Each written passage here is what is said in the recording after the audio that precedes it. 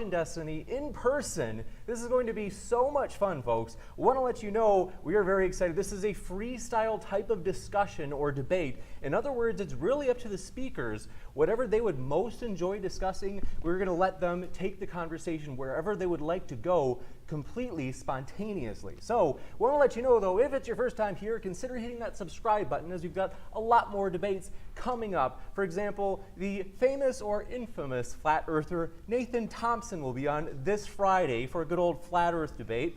But want to let you know, whether you be Republican, Democrat, Christian, atheist, and all the strange creatures in between, we really do hope you feel welcome here. As we are a nonpartisan platform, we have no views, we have no after shows critiquing or claiming one side had victory or loss or anything like that. So, do want to let you know a couple of quick house cleaning things up front. Is months ago, we had discussed with the debaters that both Vaush and Destiny said, hey, that sounds great. 100% of the super chats for this stream will be going to charity. Given that you have obviously heard, coronavirus is running rampant right now, and so what we are planning on doing is giving 100% of the super chats to a charity that is attempting to alleviate the suffering from the coronavirus right now. And so we'll be in touch with that, but do want to let you know, as Vaush and Steve and I talk about that afterwards, if you would like to see the receipt for that donation, just send me an email. That's something I'll send to Vaush and Destiny as well. But even if it's your first time here, feel free. We totally want to have that transparency that allows even a first-time person here to say, hey, can I see that receipt? I'd love to kind of know for sure that it's really going where you promise. We will definitely send it to you. And so with that, as I had mentioned, the format is very open. We're just going to let these guys have a good old conversation. If you have any questions for the Q&A at the end, please fire that question into the live chat. If you have a super chat, that allows you to make a comment toward one of the speakers that they'd of course get a chance to respond to. And then last, do want to let you know, if you do make a super chat or question, we just ask that you'd be your regular friendly self. So thanks so much. And gentlemen, we are thrilled to have you here. The floor is all yours. Thank you.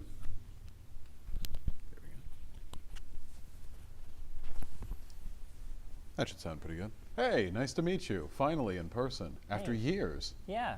You look pretty much the same in person. Thanks, you do too. Thank you. I appreciate that. I hope we both look good in our cams. Me too. So coronavirus, obviously, we talked before the stream because we've both been flying recently. This is all CGI. We're not actually next to each other. That would be violating CDC protocol. We've just been composited in from different sets across the state. But how do you feel, I guess more importantly, about the stock market, like red line go down? You've seen the memes, right? Yeah, I mean, that's a very broad question. How do I feel about the stock market? How do I feel about its impacts on everyday Americans or on? Well, broadly, because in the lefty sphere, a lot of people are really happy because the 2008 financial crisis sort of precipitated a bunch of really strong anti-establishment sentiment concerning, when the stock markets crash, why does wealth get consolidated with these people and everyone else gets lived, out in the street? And a lot of people are excited, I think, for another sort of catalyzing incident. The accelerationist fervor has been kicked back up. And I assume you don't agree with that necessarily. Yeah, I mean, it didn't accelerate us towards much in 2008, no. So I don't expect it'll accelerate us towards too much right now. When it comes to lefties, I usually don't talk much about finance or the stock market because usually they're utterly clueless regarding most of it. For instance, the $1.5 trillion repo market thing that was going on with the Fed, most people think that's just stimulus. The money printing. So, yeah, I mean, most of it, those conversations are mind-numbingly stupid. I mean, insofar as like the stock market crashing now, I mean, like the ups and downs of the stock market, I don't think affect the average American that much. If you're older, retirement, it can be scary. If you are working and you're looking at your 401k, it can be scary. I know my parents are scared right now, for example. Yeah, the scary thing is going to be downstream of that, like if people start laying off workers or people aren't allowed to go into work, which is what's happening. I think that's the scarier thing for most Americans than, whether or not some numbers on the S&P 500 or the Dow Jones are going up and down. So like I just got an email like an hour ago. Apparently like the state of Ohio is like locking down like a lot of employment or whatever. And then around here in LA, we were just talking about getting food and a lot of places are closed. Yeah, so, yeah. I don't know how long the country can survive like, like locking off international travel. This is unprecedented. I mean, this is like in 2 weeks, like this could end up being one of the most maybe I mean, this could end up being like Depression era, like relative, I think. Maybe. Maybe that's a little bit alarmist, but I The think we're problem at is, least like- verging close with all the shutdowns, the economy, stock market freezes, biggest drop in the history of the. Yeah, well, biggest drop absolute numbers.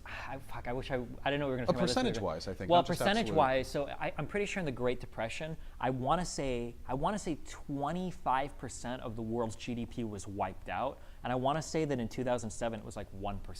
So like in terms of like absolute value, yeah, like billions of dollars are being lost, but like the whole world is far more industrialized, is far more established. The economies have a lot more. A lot more power to them now than they used to be. You know, more And the tenacity. Dow is not the GDP, of course. Yeah, for sure. Yeah. I know a lot of people personally, I'm sure you do as well, who are like terrified right now because a lot of service workers are being laid off. People who work at restaurants, they can't come in. My brother's a chef, you know. He's at home now. Like, what are you going to do? And there are a lot of people. Even Mitt Romney proposed this. The idea of like implementing a temporary UBI. Yeah, cash infusion. Yeah. I for the first time, I'm not a huge Yang fan. I actually think that'd be a pretty decent idea here. Do you have any opinions? I mean, on like the purpose of like that type of stimulus is to kind of like jump. It is basically you see an economic downturn coming, and you want to inject a little bit of cash into businesses or individuals to get the economy not getting quite as low. I don't see a problem with that. A lot of people like. I mean, some people. Most Americans can't afford like a what was it, $300 emergency or something. Probably to that something effect. like that without going into debt or something. Yeah. If you can't work, I mean, rent. Like for a lot of people, that's like, oh God, next month. Like I'm dead if I don't come up with something. You know. Sure. To be. Well, of course, there's a process to being Yeah, evicted, of course. but it's still. And also just for people listening, because a lot of people You're have going this. to die. Yeah, well, a lot of people have this idea that like if you fall behind on your mortgage, like banks want to foreclose. Banks don't want to foreclose on your shit. Landlords don't want to kick you out. Like typically, people just want to collect their rent checks and want to collect their mortgages. If you do fall behind on stuff like, especially right now, you're better off like calling whatever financial institution holds your note or like your landlord and be like, hey, like I need like to work out something, whatever. Most people will work with you because the actual process of repossessing property or like going through evicting people, Huge like this pain, is yeah, months long of a process depending on which state you live in. Like finding like it's a disaster. Of course, it all stacks up, though, right? I mean, then you have like the car payments, like daycare, for example. Yeah, of or- course. Yeah, it sucks. Yeah, Yeah, there's a yeah. lot of Oh man, and actually, one of the worst things that a lot of people will miss is schools closing is absolutely catastrophic because if the you- kids are. Yeah. yeah, for a lot of people, they're school gonna is like chew on all the daycare. wires, you know. Yeah, like you don't have to watch your kid for 8 hours, but now you finding somebody to watch your kid is going to be, if even possible, is going to be scary or more financially difficult. And then if you were able to work, but you can't find someone to watch your kid, now you can't work, you got to stay home with your kid. Schools are trying to like go out and deliver lunches because a lot of kids, for instance, only get fed at school, public Yeah. lunching like helps them. And I know like a lot of schools are in the process of like trying to like bust out food to some of these children. Like there's a lot of society grinding to a halt.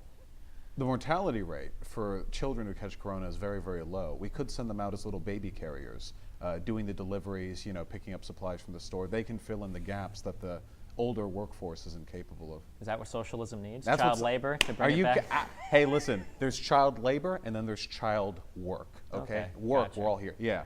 Okay. Wait, we have to get to that eventually, though, right? Child labor under socialism? Or? Oh yeah, absolutely. That's what I'm here to propose. Okay. No, the times of crisis usually sort of incite revolutionary fervor, and more so than ever, I think a lot of people are really questioning whether or not the system is capable of handling itself. Obviously, it couldn't handle corona, but more broadly, if it can handle the amount of responsibility that's been placed with. And I feel like you're not that receptive to, if not socialism itself, then socialist ideas that can be implemented to. I love ideas. I love ideas too. I love policies. Well, I got one for you. Uh-huh. I know we talked about it before. I don't know if it's hip and happening anymore, but worker cooperatives. I know I've tried to sell you on these before. Done a lot more research since we last talked. I do hate reading, of course, functionally illiterate, but I did my best. To be clear, you don't have to sell me on worker co-ops. If worker co-ops work, I love worker co-ops. Okay, well then that's great because I know Sure. you have a fairly non-ideological approach Yeah. towards the implementation of policy, if there is such a thing. You Sure. know?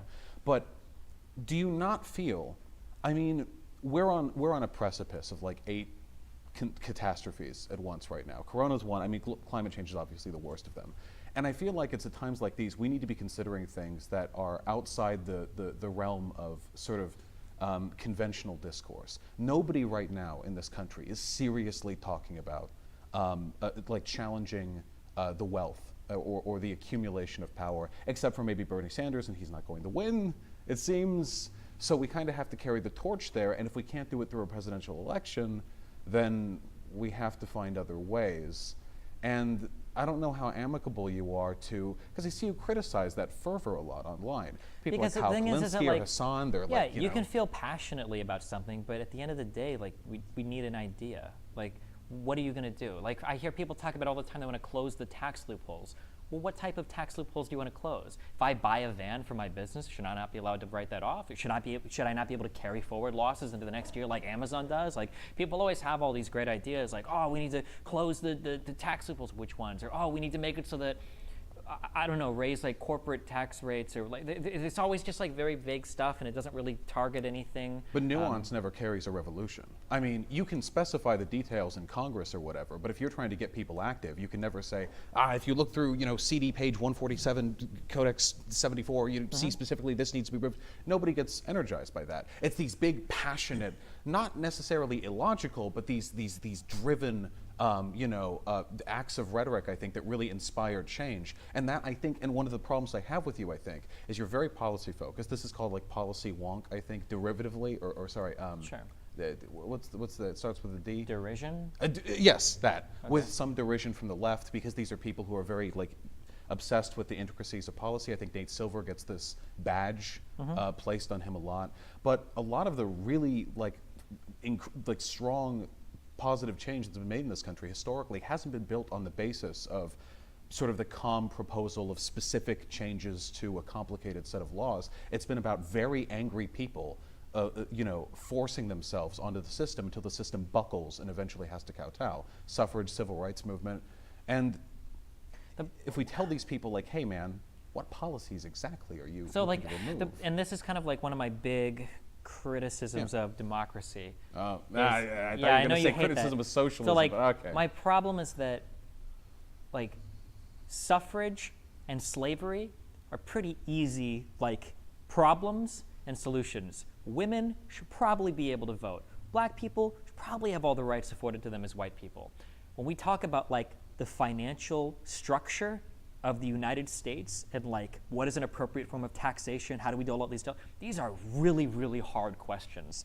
I'm all in favor of, like, riling people up and getting them, because I agree, because, like, sitting here and talking about, like, oh, well, we need $4.7 trillion to fund the Medicaid expansion, blah, blah, that's really boring, sure. Yeah. I guess what I'm uncomfortable with when it comes to the left a lot is, like, the demonization of wealthy people. And that's something that makes me a little bit uncomfortable. One, because it's kind of silly. Like, if you were to rob the wealth of every single billionaire in this country, you fund the government for, like, I think a couple weeks. So it's not even like they necessarily have that wealth unilaterally to just, like, carry everything. And then two, this obsession with, like, hating certain groups of people in order to build a movement, like, I'm against that, like, in all areas of my life. You know, whether it's people that play PC games shitting on people that play PS4 games, or whether it's on, like, people that, like a certain sport shitting on other people like a certain sport, or for politics, whether it's like, well, I hate billionaires, all these billionaires need to go, and it's like, okay, well, like, where does that get us at the end of the day? Like, let's talk about the programs we want to fund, let's talk about what we have to do, and then if we have to, like, tax the fuck out of some billionaires to get there, yeah, let's do it, that's great, I'm okay with that. Yeah, I want to address that, but first I want to respond to something you said earlier about the Do you think it's okay for PC gamers to shit on? Oh, sorry. A policy I didn't move in on until, by the way, I got my recent computer. Oh boy, let me tell you, an upgrade. Okay. Lots of nice games. Doom Eternal coming out. Okay, wasn't paid for that. But with regards to what you said earlier, I think now sort of with the rose-tinted goggles of history, we're actually painting over so many of the complexities that surrounded issues like suffrage or abolition back in those days. Obviously, from a moral perspective, like what we have today, it's a fairly obvious answer, But back then, the question surrounded like, well, what do we do with the former slaves? We still believe they're genetically inferior. We just don't think they should be enslaved. Should there be like legal provisions made to prevent them from being able to? What about miscegenation? Should we be allowing?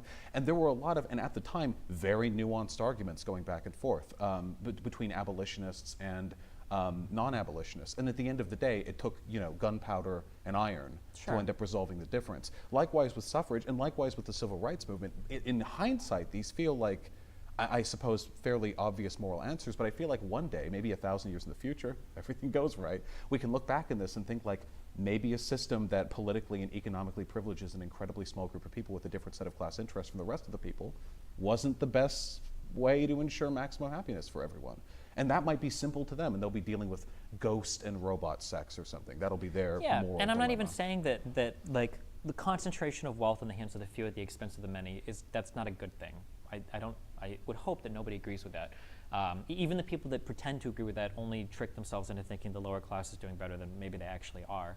But like when I say that these issues are relatively simple, maybe it feels like I'm painting a little bit too generously the past, saying that like, oh well, like how do you count African slaves as voters, for instance, or yeah, if we think that they're genetically inferior, blah blah blah. But like I guess it's like the difference between something like Jim Crow, like these are policies on the books, written like if you go to a bank, you're black, you don't get a loan. Like it's very, excuse the pun, black and white, right? Very, very, very obvious, right?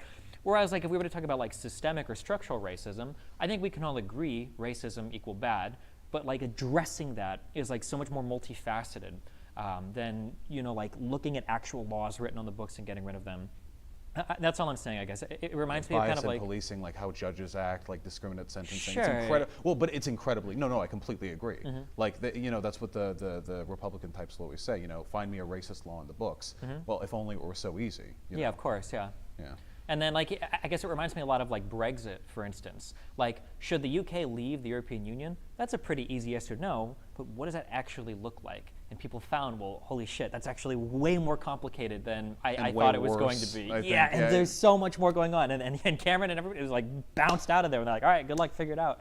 It feels like because things are so globalized today, because things are so interconnected today, I think especially in the United States, something that a lot of younger people, me included, don't realize is politics in the U.S. used to be incredibly localized. Like the political things that you cared about was your union, your parish, and your neighborhood, and like your city. And that was like your political focus. And these days, everything is ultra fucking globalized. You feel very disconnected from everything that's going on. Like your one vote in a bucket of 300 million or whatever. I don't know what the voting population of the U.S. is. Like so much has changed that it feels like there are certain problems that are going to be very, very hard to deal with our current system. Leaning towards confederation, 50 separate states, duke it out anytime there were border disputes. Sure. Well, I mean, I'm not going to say that like that. I love local politics. Don't get me wrong. Seattle got a pretty vibrant local political scene.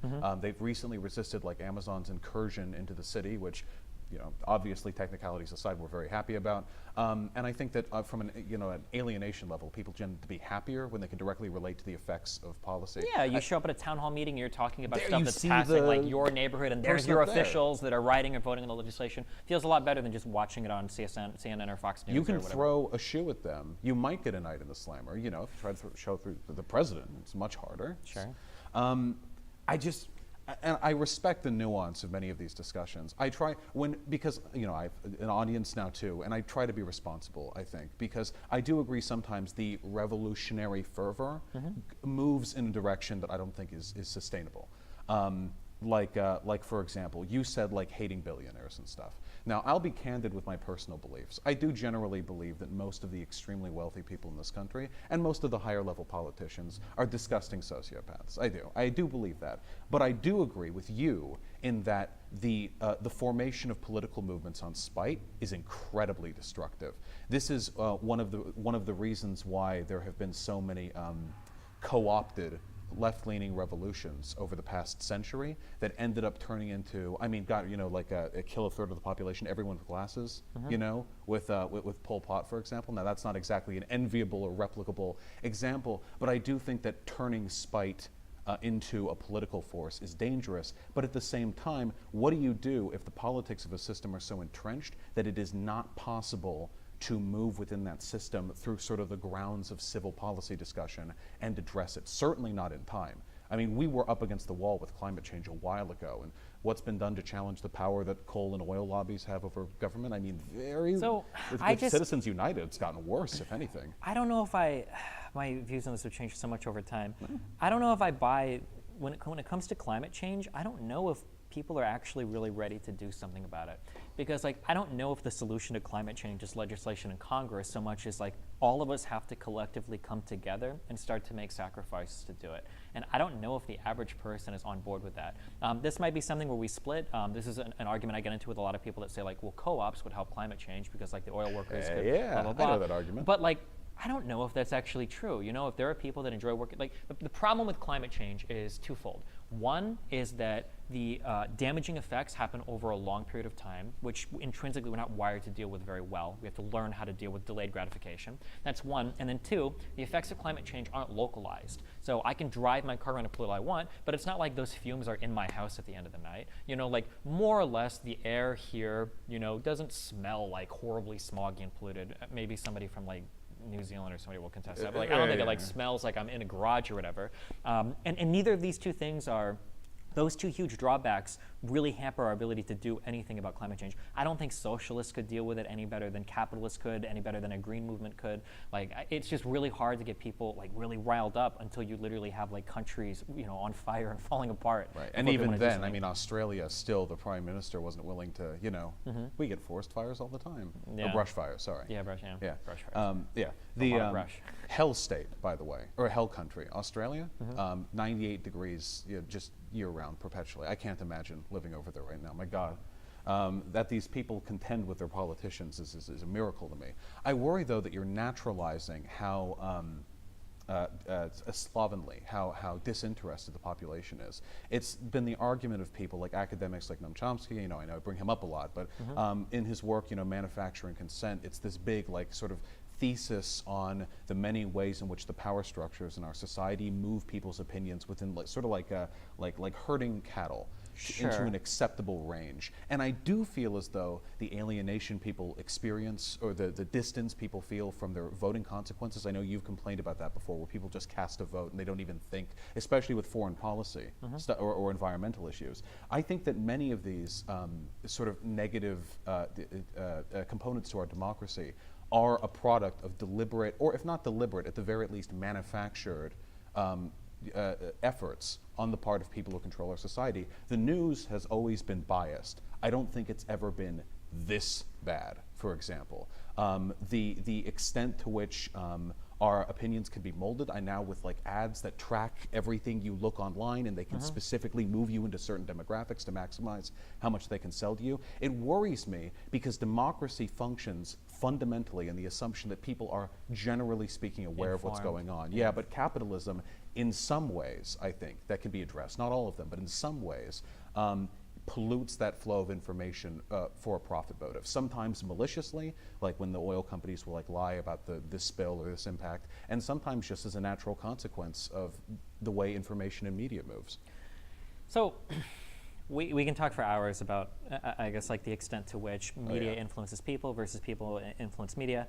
To bring it back to like an effective political area, one thing that I would like to see, like I'll say the progressive movement in the United States do, so this isn't like the revolutionaries, but like the people that are still pretty far left.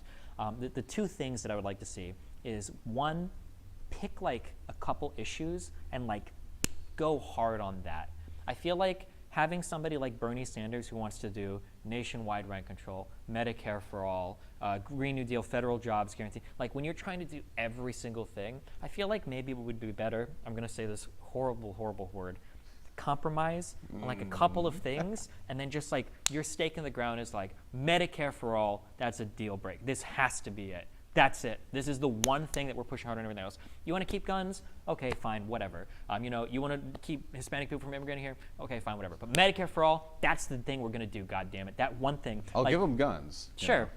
Focusing in on like one or two strong political positions and like really driving that, I feel like would be more successful than the overall revolutionary approach. And then two, the fervor and the rabid support for people like Bernie Sanders, I think is awesome. That's great. Bernie, whether Bernie wins or loses, his fan base is absolutely loyal, ride or die, which is good, that's an incredibly positive thing.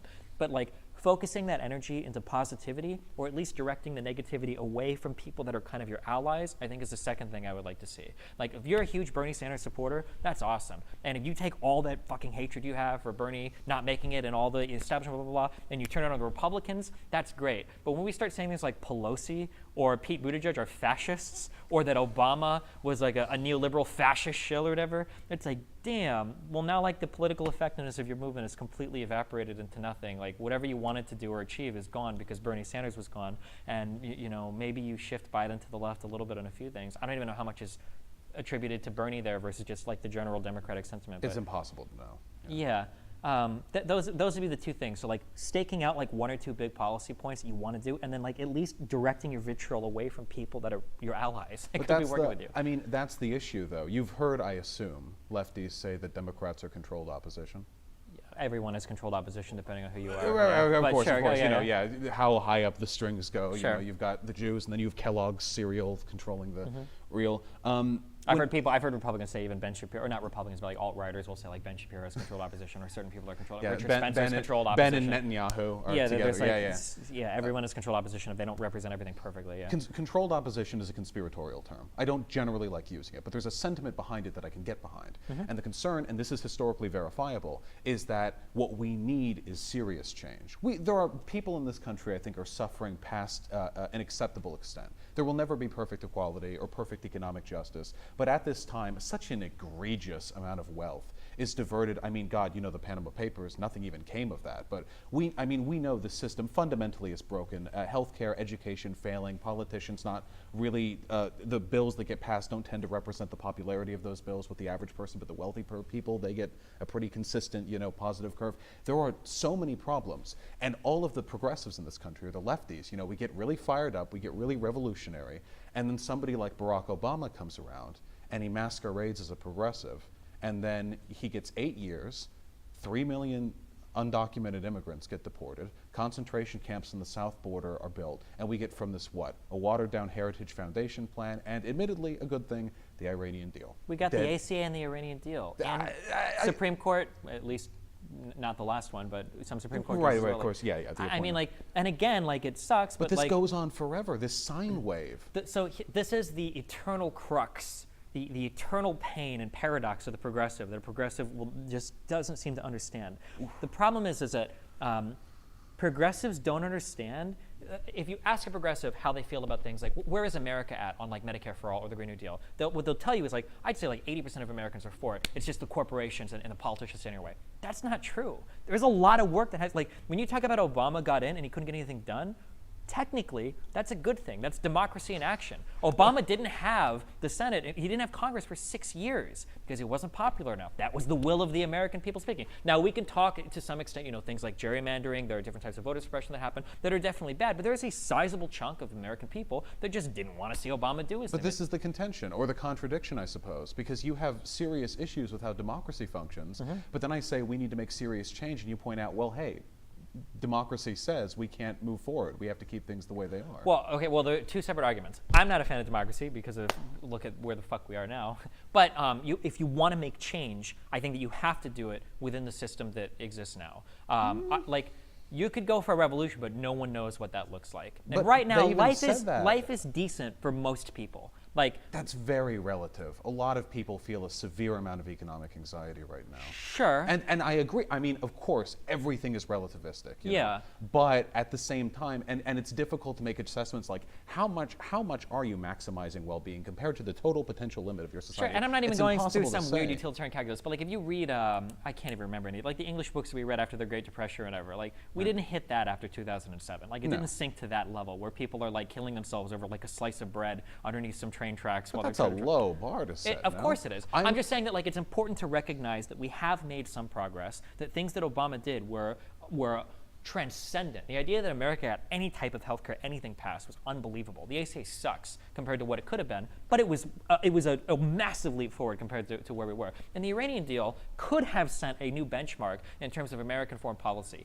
like an approach to the Middle East that doesn't involve us like fighting with all the Shia people. Like that would have been amazing. That would have been so cool to see that type of relationship with Iran, a country that, for good reason, has very tepid relations with the United States. I won't criticize the Iranian deal. I mean, it's funny. The one thing that he did that I am unequivocally, proud of, or happy for, is the thing that didn't interrupt any of the class interests, the people who, the most prominent in this country. Everyone wants peace with Iran, unless you're a fucking idiot, But I'm very pro-democracy. I love democracy. I advocate for democracy in the workplace. I mean, I want it everywhere, Spray paint my house, democracy. But the issue is, I don't think democracy is really a measurement of what the people want. What the people want is ephemeral and changes depending on the influences they're subjected to. Sure. Back in the days of the Civil Rights Movement, most people had a very unfavorable opinion of Dr. Martin Luther King Jr. Back in the days of abolition, most Americans, Lincoln had to Shanghai American support into into engaging in the war, you know, and it was only sort of because of a legal technicality that they were even able to muster the forces necessary to really bring abolition about.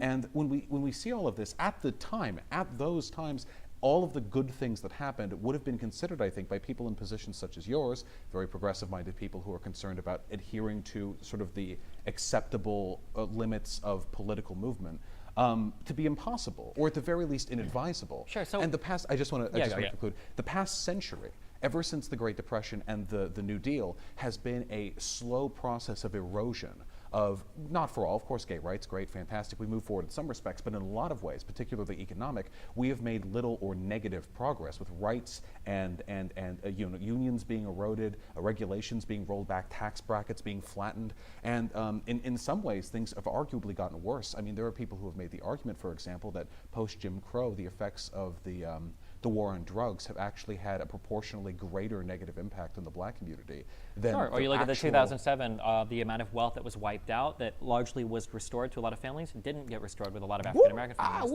that were, you know, Sure. And when you look at this, like, God, you know, we get minor benefits and then they get rolled back, and minor benefits and rolled back, and everything we do in this country, every good thing, eventually gets kicked back by corporate power or the people who represent it. And at some point, you have to think, like, maybe we get rid of the antagonist, you know? Maybe we work a little bit outside the system, gainfully, hopefully, or we incite people to do so in the hopes that this cycle, this perpetual cycle of misery can be overturned and we can actually make real progress. And then we see where the policies lie. Yeah, I guess so. Like, to be clear, when I'm critical of some people, I'm critical of people thinking that there is a one-way approach to figuring out every problem, but rather, like, I would look at, like, politics isn't like, you know, hammer versus hammer and then who can hit the hardest is the winner. Rather, like, the political landscape has room for all sorts of different types of actors. Like, for instance, you know, you had your Martin Luther Kings and you had your Malcolm X's, you know, and I think that both of these types of figures, like, played probably important roles in actually getting what they wanted done. And I think it's important to recognize that it's really good to have, like, our Bernie Sanderses, our multiple Bernie Sanders, and our Bernie like Sandai. Yeah, and our Alexandria Ocasio-Cortezes, and our Ilhan Omars, and all of these very, very progressive people. That's awesome. And having them there on the side, you know, being activists more than politicians, pushing people in a certain direction, that's fine.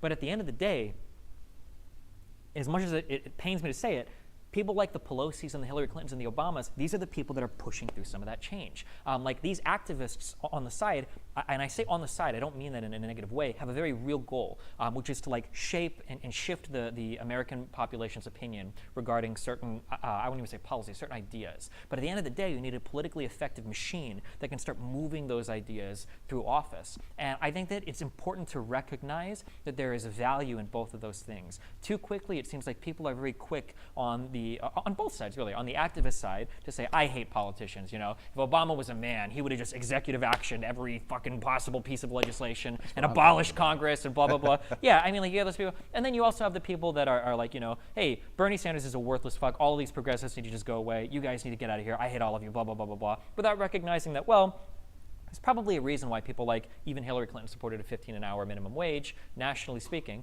and it probably had a little bit to do with Bernie Sanders and the fervor that his movement started. I think that there can be value found in multiple different types of actors. So whether it's like, as much as I hate him, whether it's like the Kyle Kalinskis or the Hassans online that are drumming up, you know, supporting the base, or whether it's people like Pelosi that are running around Congress whipping votes, I think that all of these people working together to, like, affect change is a better idea than waiting for the revolution.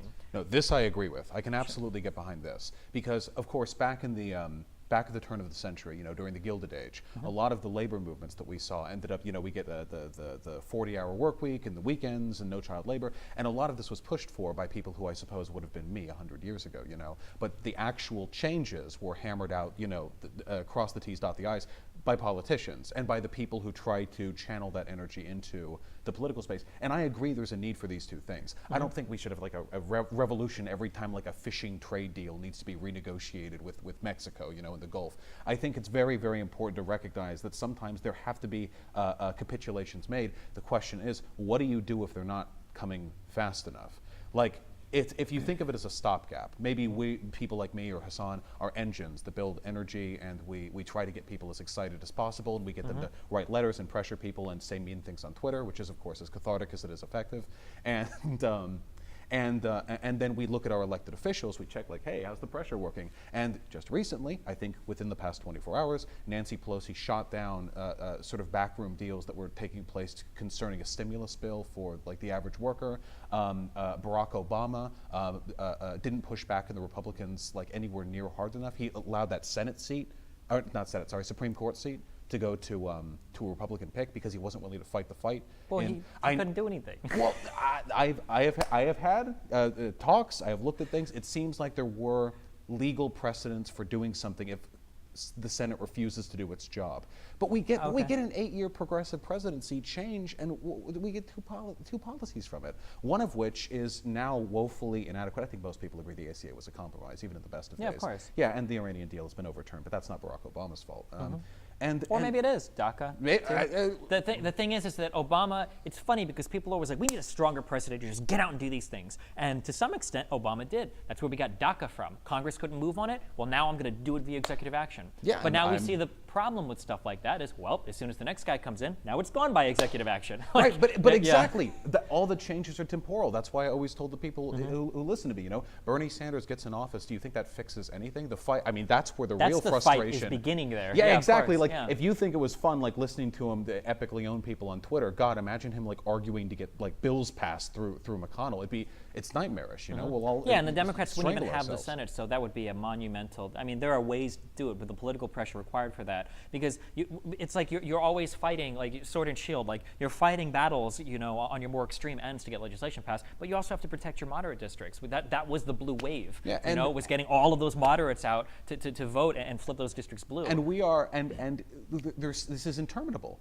There's no way through this, not through the system as it exists now, but there is an outside pressure that is affecting all of this, and it disproportionately negatively affects us, the pressure of capital. And that is to say, more broadly, if I may, that if we look, generally speaking, who passes legislation that favors business interests, Trump with his tax cuts, who maneuvers the political discourse in this country in such a way as to be favorable to those who already have power, this is obviously more of a Republican thing. But even the Democrats kowtow to a lot of these policies. And this is an outside pressure that makes it very difficult, even for us to work within the civil means of democratic legislator. I dream of a world where I can have arguments with policy wonks over the nuances of some stimulus bill or whatever, but I'm doing so in a world where there's not an incredibly powerful collective entity weighing their thumb on the scale more heavily than the collective voter population. Yeah, this is, I guess, this brings us back to a fundamental disagreement. I think that your economic system is a vehicle for whatever your particular population believes. I think that a socialist system could be just as racist and corrupt as a capitalist system. I mean, like if we go back and we look at this country in the in the 40s, 50s, 60s, 70s, but through the Jim Crow era, there were times where the only reason black people could even get into certain neighborhoods is because a real estate broker saw an opportunity to like break a block, to do like blockbusting, where they would go in and they would find a white family and offer them twice as much money for their house to get them to move out, because otherwise white people wouldn't sell to black people ever. This is like the only way that black people could actually start to get some forms of real estate. And you look at some of the ways that unions worked in the Jim Crow era, even when federally we start to legislate like, hey guys, no more discrimination, a lot of these unions fought tooth and nail to hold on to the structures that they had set up. I know I'm more familiar with Boston than anything else, or not Boston, I'm sorry, Baltimore than anything else, but in Baltimore, a lot of these unions had like all of these seniority systems where even when federally we got rid of a lot of the types of discrimination that existed, because of the way the seniority system was set up, there was no way that black people were ever going to get into any of these other jobs because white people held them for longer. And as soon as black people started to protest to get into, a lot of these people in the unions just went on strike. And I mean, I see, and these were like strong unions at the time, like United Auto Workers, like steel workers, these were really powerful unions. The idea that just like collectivizing and hoping that fixes racism or any of these structural or systemic problems, I mean, I've seen it happen in, yeah, go ahead.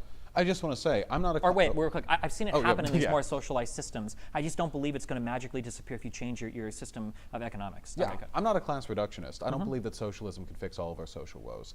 Racism, for example. There are a lot of people who claimed, for example, that the Soviet Union like abolished racism or whatever, when in fact, though they were better in black-white relations than the United States was, that's because they didn't have a black-white issue in They the had USSR. like 7 They black had their own- people. right, they had their own. They had their own racial groups Yes. that they were also. Yeah, But yeah. we just call them all white people, but To them, it was very of serious course. to them. Mhm, Yeah. So I'm not under the impression that, though I guess the USSR did make advances with women that were pretty serious, but whatever. The point that I'm making, though, is that I don't believe that ultimately all economic systems are an equal representation of the will of the people, so to speak. I mean, we know, for example, that when it comes to maximizing, like, utility and human happiness, feudalism is an infinitely worse system than like a capitalist democracy, like a liberal, the systems we have today. Because back then they had no means through which to express their will, and it was just the powerful keeping their boot on them, and blah blah. And obviously things are better today, but one of the reasons that things were able to get better was because with the advent of public education and a shift in the public discourse, people began to think of themselves in different ways, such as to build a civil society. Back in the days of feudalism, I'm sure every serf hated their lord to some extent, or maybe not, but I imagine it was pretty widespread. But in terms of the collective language and understanding, human egalitarianism, representative democracy, this language didn't exist to them. They literally were philosophically not relevant at the time. And today, I think, we see a similar problem where we have the outcomes of alienation and of the distancing between the process of like electing a representative and how that process is actually delegated and who is sort of supporting campaigns behind the scenes, that it's difficult for people to genuinely actually act in their class interest. This is what, what's it called? I'm sure you know the term as well as I do. Class something. Class, I'm pushing for it. Class consciousness. Oh, okay. Right, that's what class consciousness is all about. It's the belief that through the system as it exists, people's actual, not will, because that's the will of the people is a fascist sort of sentiment, but the interests of the people are being suppressed. I don't believe every problem can be fixed. I do believe, through socialism, I do believe many problems stem through an unhealthy relationship between the capital owners and the politicians in this country, and that there is no way to split them up without severe action being taken. They're behind many bad things that have taken place. We don't need to get into specifics, I suppose, over the past century, both domestically and foreign. And I don't know, we're never gonna legislate these people out. We're like ticking down when it comes to certain catastrophes. I don't know if we can wait around until, Miami is up ankle deep, like, oh, hey, maybe we should stop letting oil companies, roll hundreds of millions of positive coverage for the candidates who will pass bills in their favor. I don't think we have that kind of time. I think the urgency is needed.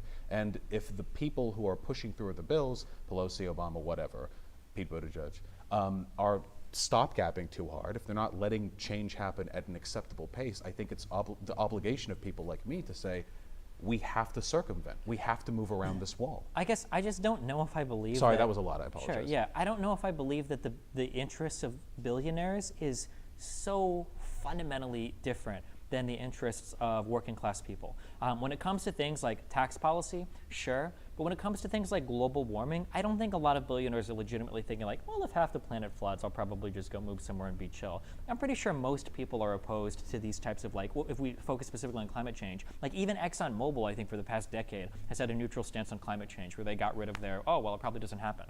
The problem is that people have vested interests in the areas that they're a part of, and they'll represent those interests. So if you have a lot of money that's tied up in fossil fuels, you're more likely to represent fossil fuels. But like that's as true for the business owner, it seems, almost as much as the workers themselves. Like how many, like just here in LA, for people that live here, I think we're ready to flip the switch on the cheapest solar farm in the world. And we can't do it because the fossil fuel unions here are protesting because they don't want to lose their jobs. I'm just not sure if I totally buy into this idea that flipping the switch to another economic system would even start to address any of these problems. We talk about like alienization from labor and whatnot, or alienation from society in general. I mean, a lot of this can go back to the impacts of technology or industrialization on people. The idea that we drive 20 minutes to go to a job rather than having things more like locally set up. You could plan cities in entirely different ways, but we don't because we travel so far to work. The impacts of the internet social media and everything on children going through school has had, I'm pretty sure it's like universally seen as a horrendous negative that kids are on Facebook and everything.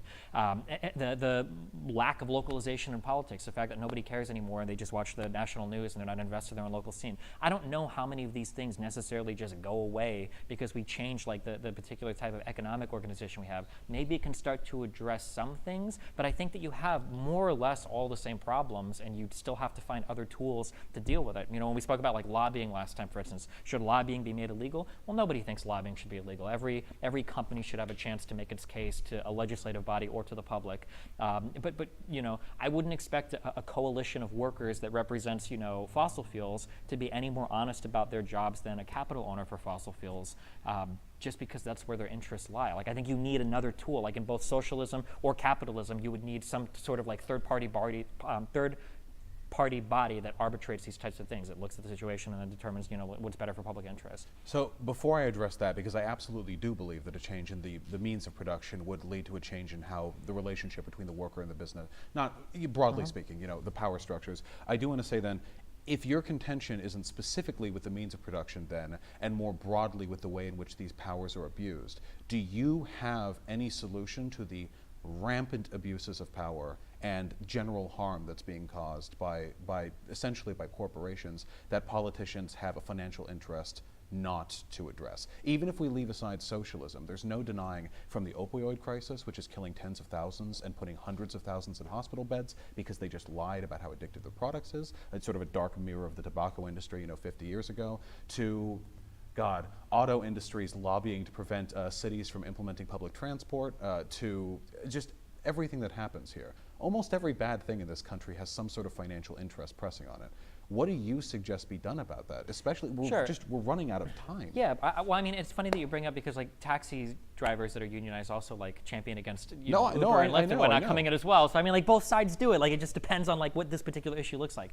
In terms of what can be done, I firmly believe, as much as some people hate me saying it, we, at a surface level at the very least, we definitely live in a democracy. If we wanted to tomorrow, we could vote out every single congressperson. Nothing can stop you. There's gerrymandering, whatever. If we really wanted to do it, we could do it. So we have to ask a little bit of a deeper question. Well, why do people vote, you know, as you would say, against their class consciousness or against their class interests? Like, why are they not able to vote in line with that? I think that the two major issues, these are one and the same that I have a problem with, is one is media, and then two is like technology united with media. So for the first thing, for media, I don't think it's good that like our mainstream media stations are relatively partisan. I don't know if it's good that like if you're a left person, you can turn on CNN. If you're a right person, you turn on Fox News. That type of divide just increases partisanship and probably drives people away from figuring out what's actually happening because you're more likely to listen to your version of the alternative facts. I think that's a huge problem. And then a second huge problem is with the advent of alternative media, the unionization of the profit motive with technology has created something wholly evil on the internet.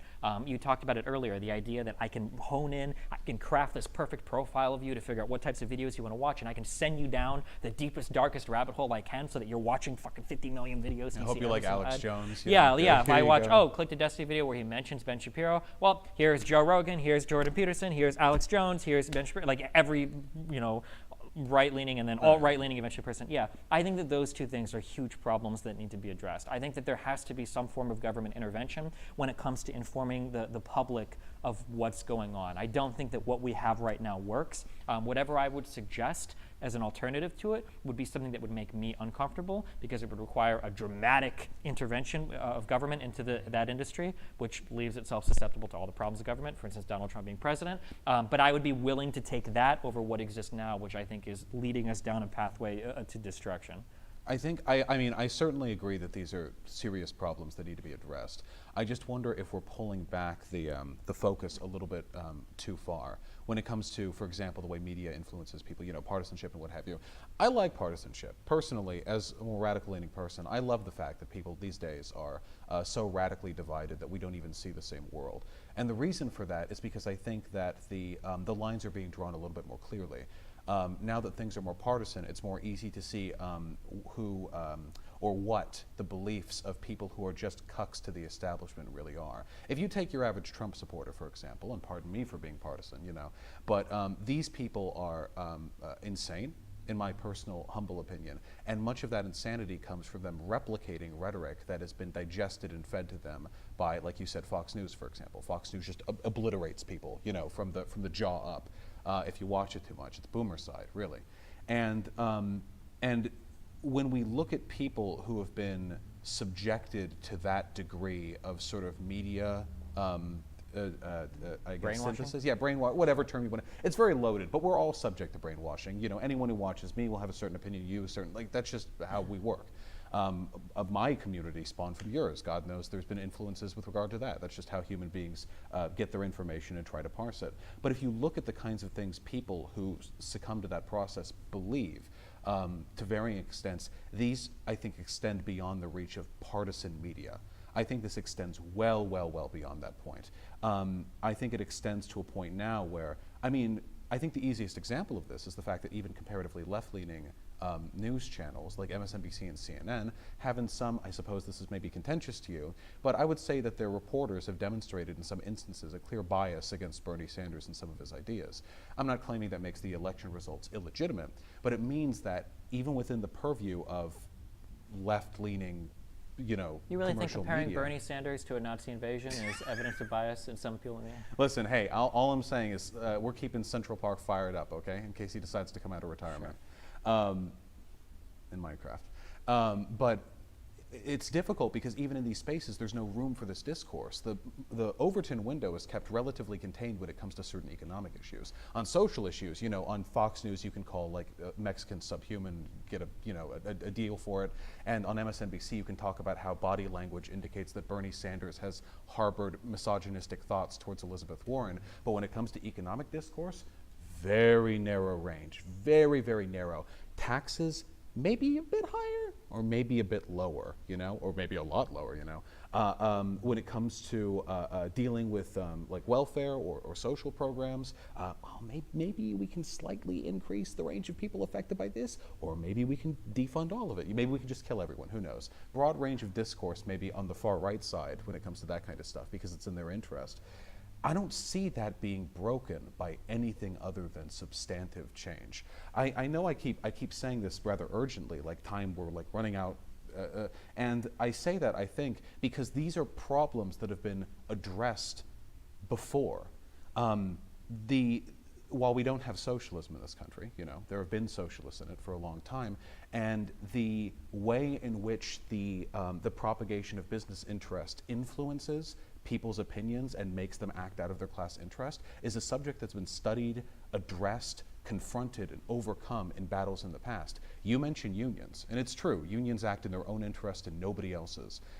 Back in your days, you know, one of the most effective tactics to make unions ineffective around the turn of the century was to propagate racist propaganda, which sometimes corporations would do in tandem with city leaders, because the unions wouldn't take black folk, and if there are black workers at a given business, they're not part of the union, they're not going to strike along with them, meaning you get free scab workers. And all of this was deliberately orchestrated, the dissemination of ideas antithetical to their class interest, concentrated at a very uppermost bracket of capital. And it was addressed, and we dealt with it, kind of. And it feels like now we have no choice, like this is it. This is the problem we've been facing for the entire duration of this country. People make money off of human suffering. It's just sometimes the profit motive is good, sometimes it's bad, and we have to address this. But we can't do it as long as we're speaking within the very narrow range of economic discourse in mainstream media. I mean, I think every country probably deals with a relatively narrow range. Like, I don't think that you go to even a European country, they're like, well, should we all be libertarians or should we all be communists? Like, everybody has like their own particular range. Like, now in Europe, the economic policy is obviously considerably to the left, at least in Scandinavian countries compared to the United States. But I mean, I think it's reasonable that, like, because of the way that our government is structured, you can't pass radical change. It just doesn't happen, right? The structure of the government doesn't allow for that to happen. Going back to one of the first things you brought up, something that I actually fundamentally disagree with. I don't actually think there's that much difference between, like, if anything, between like a Trump supporter and a Bernie Sanders supporter. I think that on a fundamental level, I think that most people are about the same. I think that people in general want to hang out and spend time with their family. They want to feel like they have the tools available to them to, with dignity, like take care of their lives. I think that most people feel like they want to be able to work a decent job, work hard, but make enough money so that they can have a house, send their kids to school, and do okay. And then they want to have like fun on the weekends. I think that's like 99%. They want to be healthy, they want to be happy, they want to be able to have fun, want to drive a car, watch movies. I think this is, it like explains like most people, like 99%. The fundamental drives between most people is the same. Now, how that ends up playing out, I mean, depends on the intersection of so many different things. It could be your faith, your religion, your geographical area, the history that you might have with certain politicians based on where you're at. I mean, where your political interests ultimately align is a very complicated question. But I do disagree with that idea that fundamentally a Trump voter is like a different type of person than like a Bernie Sanders supporter. And if anything, I think it's kind of ironic is that some of this bend towards this, I was going to say alternative right, not like alt-right, but like whatever you would call Trump, because he's not really a neocon, he's not a neoconservative. Like a populist. Yeah, right. This populist bend has shown us that actually kind of is some similarity between people on the right and people on the left. This is something that I see a lot of left-leaning people make a mistake. When you have a debate with Charlie Kirk and you attack him and you're like, you just want to make it so it's easy for corporations to run America. A lot of these newer conservatives are like, no, fuck corporations. I don't want them to be able to run America. We should tax the fuck out of them. A lot of these people on the right, or Trump, who is like, you know what? I want to tariff people. I want more protectionism. I want to protect American businesses. These are things that are very anti-establishment Republican, very anti-big business. A lot of businesses are hurt by those tariffs. A lot of businesses are hurt by stricter immigration. And I think represent kind of maybe, I don't want to say like a wake-up call, but maybe this idea like, well, hold on. Maybe there is some similarity between what people are reaching for. You know, people on the left are quick to point out, well, billionaires are the reason for all of my problems because they're holding all the money. People on the right are quick to point out, well, you know, brown people coming in and taking my job so that I can't work a decent job and take care of my family. These guys are ruining my life. I think at the end of the day, most people want the same thing. They just get there in very, very different ways, which is where my criticism of the media comes in. And the hyper-partisanship creates these partisan divides where there aren't any. Like, everybody in America agrees on healthcare. Everybody in the United States thinks that everybody else should be happy and healthy. We just dramatically disagree on how to get there. Republicans think that any individual has the ability to afford it if they really try. People on the left think, well, no, a lot of people don't have access to it. But the fundamental drive for everybody to have health care, I think most people agree with that, save for, you know, some very sociopathic people. But it's the hyper-partisanship of the media that sold you like different sports teams is driving this artificial wedge between people, making them think they disagree on fundamental issues when I don't really think they do. I completely agree. I believe the media is unnecessarily driving a wedge on people who fundamentally would agree on the same issues. I just don't think there's a way to remove that wedge or that pressure without addressing the fact that media is ultimately beholden to corporate interest. Like, I think what you said actually speaks almost to my point. You talk about how Bernie Sanders supporters and Trump supporters want basically the same things, and we could, I mean, I suppose if we wanted to get anarcho-syndicalist on it, we could talk about how if you asked a person back in 1880 what they would have wanted, they would have said, you know, after my 12-hour shift 6 days a week, I just want to spend time with my kids. Our expectation for what a good life is always going to be subject to the relativistic force of the time. Yeah, sure. Yeah, of course. We're not exactly at a post-scarcity world yet, so you know, I'll keep the champagne bottles in the cellar. But the point I want to get at is I agree. Fundamentally, people want the same thing. It's just the degree to which you have achieved class consciousness, I would argue. It's a highly ideologically loaded term, but when you take a look at, for example, and I know you disagree with Bernie on some policies, for example, rent control, I know I disagree with him on that. There are a few other things, not off the top of my head right now. But broadly speaking, I'm sure you could agree with me that when it comes to trying to propose solutions to generally increase the quality of life for most people, Bernie Sanders supporters are quite a bit more on the mark than Trump supporters. I mean, Trump supporters are. But that's. You don't think so? It's not the case. It seems Wait, like really? that. You don't think so? When it comes to the practical consequences of who they support, not just what they say they would want. So I genuinely believe that Trump supporters would look at a Medicare for All plan and say that it's evil. What they say would happen is the government would, if you buy into their reality, they say the government's going to come in and it's going to tell your 64-year-old grandma she doesn't need that medication anymore because now we've got to ration it out, like all the long lines in Sweden and Canada and the United Kingdom tell us, you know, she's not going to get health care anymore. You want your grandma being killed by the government because they've decided that she's not entitled to health care? You see how horrible the VA is ran. You want everybody lining up on the street. They can't go to the hospital. Well, you know, you want to destroy the United States' place in the world as having some of the best health care where people fly in. Like, I genuinely believe that they think that that type of government intervention would be like a really negative thing. And if you look at historically American politics, both on the left and right, in the past, Americans were much more driven towards this idea that government exists, it's an American idea, government exists to give us the tools to take care of ourselves. That's all it's for. We don't need the government to take care of us. That's what our churches are for. That's what our unions are for. That's what our local communities are for. We don't need the government to step in and do this. And I think that there's like that undercurrent still exists, especially in rural America today, where they don't live in the massive city with the billions of dollars of skyscrapers and all the business. They have their small community, and they just want the government to give them the tools to take care of themselves. Now, obviously, to be clear, on an empirical level, that's beyond fucking stupid. Any proposal of healthcare made by Republicans is insanely laughable, borderline fucking insane. But I do think that the individual supporters themselves genuinely do believe that they're pushing in the right direction. But that's the thing, though. I completely agree. And through the guise of corporate media, they are moving in the opposite direction to where they need to go. I do believe. I'm not one of those people who believes that all Trump supporters are bad people. I think that's a very moralistic way of looking at how people develop their political Earlier, it kind of philosophies. sounded like you said that. So I think they do. I think they do bad things. Sure. Okay. And I suppose that would make them bad in a purely utilitarian sense. But at a core, I do genuinely believe most people want things to be good for everyone. Their shit to be taken care of. Yeah. Now, if you look maybe at their views on, say, for example, immigrants or trans people, then I think maybe we get some actual bad tendencies. But when we're talking strictly on economics, I'm much more concerned with what it takes to incentivize people to make decisions that are in their best interest. Because right now we're just not cutting it. Half the country doesn't even think climate change is real. They went along with Trump thinking that coronavirus was a Democratic hoax until he had to declare it a national emergency. And basically everything the Republicans have done at national government levels has been downright sociopathic for the past 20 years. Sure. Ever since, before Bush too, but I think it's gotten worse maybe? I don't know, I'm only so young, Partisanship has gotten worse for sure. Definitely, yeah, and the degree to which I suppose they feel comfortable doing things that are clearly against the common interest of Americans. The Republican Party, what they passed through, Mitch McConnell leaving hundreds of congressional bills just sitting on his desk. I mean, this is inexcusable behavior, but they'll defend it till their dying days because it's part of this broader populist movement, owning the libs. But I think that is manufactured, and what's more, I feel as though it's our responsibility as people who I would like to believe we have better ideas than most Republicans when it comes to how to make the country a better place.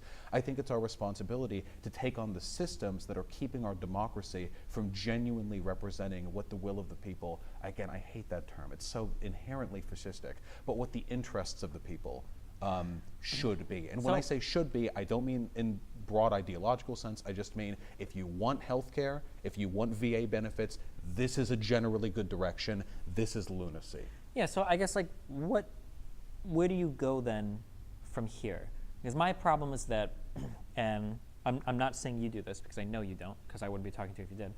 But a lot of left-leaning people are, I'm talking broadly, like the Bernie or bust mentality. It seems like that this revolutionary ideology is generally most easily held if you're in a pretty comfortable position.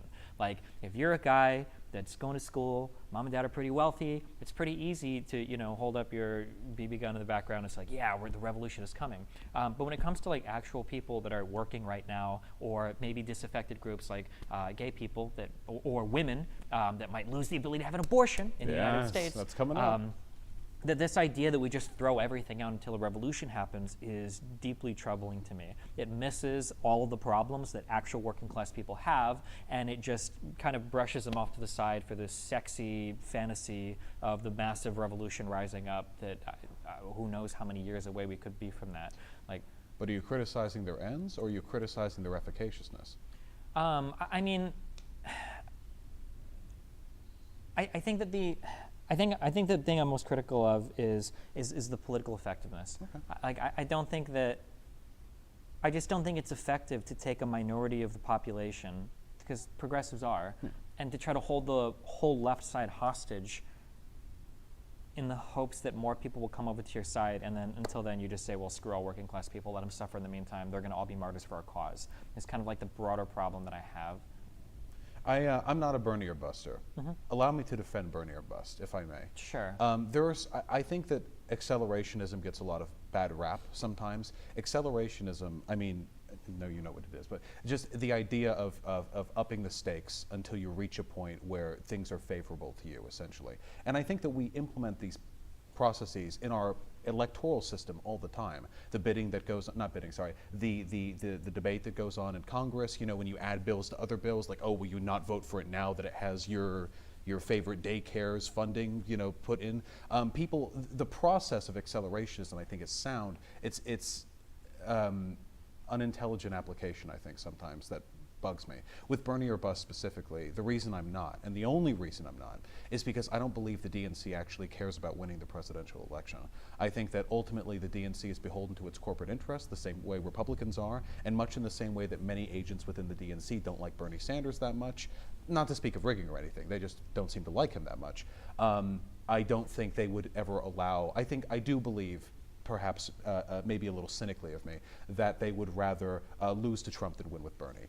If it weren't for that, though, I do wonder, because the thing that gets the Bernie or bust folk out of bed every morning, you know, is the thought, like, which is less ethical, to perpetuate a miserable system into perpetuity until we all drown, or to kick the cogs until we can get the thing working again. If this was true, if this DNC was such an evil establishment, I think political organizations exist to secure power for themselves. I think that's generally what political organizations do. This idea that the DNC would say, well, if our guy didn't make it, we don't want it. We don't care if Bernie wins the election or not. We're just going to cede it to Trump, and we'll get our own guy in next election cycle. If this was true, one of the most powerful political machines that have existed in all time is the Clinton dynasty. Obama was a relatively unknown senator when he came up through that election cycle, and everybody threw their weight behind him once he destroyed Hillary. And I don't know how many people remember, you know, people, maybe I'm misremembering, it's been a long time, but like that election cycle, that primary was absolutely vicious. I wasn't politically engaged at the time. It was unbelievable. And I remember thinking at the time, like, wow, I don't think the Democrats are going to be able to come together after this, because holy Jesus, like Hillary, it was pretty clear that Hillary was going to be the nominee, and after 8 years, it was pretty clear we were going to have a Democratic president, and that was like Hillary's for the taking. And then Obama came up relatively out of nowhere and just whoosh, destroyed her. Dabbed on her, yeah. But DNC threw their weight behind Obama. We went through the election cycle. It's not like they were like, oh, well, we're not going to do anything. You know, Hillary campaigned for him and everything, and it seemed like politics continued. Yeah. Obama didn't really challenge the class interest of the DNC, though. I mean, Obama was relatively progressive at the time. But economically, I mean, Bernie Sanders is, I think you could agree, something that bothers me when the left, they'll be like, oh, Bernie Sanders would be a moderate in Europe. Well, he fucking wouldn't. No, he wouldn't. Bernie Sanders is very clearly a extreme socialist, left, yeah. barely clinging on to the veneer of social democracy, and I love him for it. That's like, hey, great, you know, fuck Europe. Get him out of here. We already have. He is, I think, substantively more of a threat to the entrenched class interests of the bourgeois than Obama could. And I just want to be clear. So. I just want to be clear, though. I'm not saying like there's a secret corporate meeting at the DNC where they're like, no, all and right, I understand. When you talk about, we could just be talking about like a broad consensus. Yeah, individual actors have slight biases that lean them one way. I don't towards even the think other. that's Chris true. Matthews said he would like, well, do we really want Bernie over Trump? I mean, he said it, you know. Sure, that Matthews was the guy that quit recently, right? Yeah, That made the sexual harassment. That guy very clearly fucking hates Bernie. No, of course, that guy, clearly that guy's an outlier, but Sure. I'm sure that But, sentiment like, exists one to of the some things- extent with a lot of these people. So, one of the things that I hope a lot of people looked at was, so I feel like, I actually ordered manufacturing consent, and I will read it as soon as I get it. It's really good. I'm It's sure it one of is. my- yeah. But I've read a lot of stuff in the meantime that manufacturing consent presents like a pretty one-sided view of like corporations manufacture kind of the ideas that people take on, and then that's basically they kind of like drive public opinion. But I've seen like a lot that says that like it's actually more like a two-way thing, that like public opinion manufactures the private sector, but it's very much like a give and take between the two. When Bernie Sanders became the front runner, the tune on a lot of mainstream media like was very surprising. When he did that town hall after he became the front runner, those were some of the easiest softball questions I've ever seen in my life. The hosts were pretty nice to him. A lot of people on the major news stations, on CNN and MSNBC, Anderson Cooper and a few other guys, like had pretty nice things to say. Like they were pretty warm towards him. It wasn't the same combative tone, like the horribly one when he was like such an underdog, which kind of makes me wonder, well, you know, and I know you're not saying there's a grand conspiracy, but like, is it so much that all these people at CNN and MSNBC are so scared of their class interests being threatened and they don't want taxes to go up, blah, blah, blah, blah, blah? Or is it more just like the media knows who the public's favorite candidate is, and they're more likely to be a lot softer on that guy because they want to keep their ratings up versus Bernie Sanders, who's an outsider? And then as soon as Bernie Sanders is like the front runner, they kind of like warm up to him like quite a bit. He wasn't able to like convert that into like a real political lead, but they were like pretty warm towards him in that brief period. I do think that it's more likely that people in the media are more likely to just be friendly towards a candidate that is seen as more popular because they want to protect their ratings rather than any type of actual class interest, corporate donor stuff going on like that, I think. The problem with by the way, anyone who criticizes manufacturing consent is a class traitor. It's okay. You don't have to listen to me. Okay. The problem with discussing stuff like this is that it's very difficult to force one lens of analysis on why the media or an industry behaves the way it does. For sure. Invariably, class interest is a huge part of it, but also, like you said, favorability and ratings are how the media exists. Even if business A wants this, it's not as though, for example, like the news anchors are going to go up there on MSNBC and talk about how like the opioid crisis is fake because they just got a donation from a pharmaceutical. Sure. There's obviously some variance there, but as we agree, you agree, the point ultimately of an institution is to preserve itself. That is always few whether it's a exceptions, union number or government one. or a business or a capital, And a business functions the same way. And we know businesses have influence over policy, over media, over public education, over what bills get passed and which don't, over who gets airtime, over who gets taken seriously and who doesn't, and who gets to buy all the means necessary to promote oneself. I can't make any strong, definitive claims like the DNC would never allow Bernie Sanders to win over Trump because I think that would ignore the multivariate analysis of how these decisions come to be. More that I do believe there are genuine biases there that can't be addressed from within the corporate media, and we will never know the extent to which that bias exists, only that it does. And sometimes I think lefties go too far attributing that bias, where sometimes people will be like, I've heard people say literally Jeff Bezos tells like WAPO journalists what to write. Single-handedly, he personally. It's like calling down the journalists, like don't publish that article, or whatever. Right? But is it perhaps a coincidence that WAPO is pretty actively anti-Bernie? I think after getting bought up by Jeff Bezos, I don't think so. I don't know the extent of the bias, and I never will know. All I can know is that I think whatever bias there is a toxic influence. The question I have for you then is, I think when it comes to what we believe is wrong with this country, we would agree on almost everything. We're both socially progressive, so when it comes to like trans or I don't gay think I would black. say almost everything. I think America's done a lot of cool stuff, even on the world stage compared to other countries, I think. You mean, what do you think we would disagree on in terms of like ideal world? I mean, we definitely have a lot of work to do, but I think we're better off than we were like 20, 30, or 40 years ago. Well, I agree with that, Sure, with a possible exception of some things. For example, I think women's right to an abortion was probably more secure 20 years ago than it is today. That's probably true. Yeah. When it comes to like, do we want people to have health care? Do we want people to not experience economic alienation? Do we want people to be happy, make friends, for example? I never even get to talk about this with you, like the social elements of capitalism, the anomie from the means of production that lead to everyone feeling so disaffected and lonely, which is an increasing problem these days. But it's very complicated. I know. Yeah, it's well, difficult. my problem is that like people always point towards capitalism as Technology doing is like, also a huge. Industrialization is a massive thing. Like the USSR hunted some species of whales almost out of existence. The USSR drained the Aral Sea, which was like the fourth largest body of water in the world. Well, I don't claim the USSR. Okay? Sure, I understand. They were state but I'm saying that these were capitalists. people that were not driven necessarily by profit motive, but by government mandate. Like it's so funny. Like people today are saying, well, now more than ever, we see that we needed Medicare for all based on the coronavirus. Like, really? A lot of the big problems we had with the testing had to do with Trump himself making decisions about, was it the CDC team or what was He got rid of the pandemic team in 2018. Yeah, the CDC had that the funding Obama cut. had instituted, I think, after the Ebola thing. Or I think so, yeah. It was like a really new thing. So like, would Medicare for All really be that much better at addressing this problem with somebody like Donald Trump at the top? I'm not exactly sure. Now, not to say that like our current system is better than a Medicare for All or any type of universal health coverage in any way. I just don't think that like these problems are solved or addressed. And I think sometimes they're, by changing economic systems, and I think sometimes they're misattributed to different types of economic systems as well. I think that industrialization under socialism would lead to just as much climate catastrophe as industrialization under capitalism. socialism. I have to challenge you on that. How? And because you've cited the USSR as an example. But when I say I favor socialism as a solution to many of these problems, I do this with a caveat. The reason I believe this is because I believe the fewer power hierarchies there are in a society, the better things are for everyone.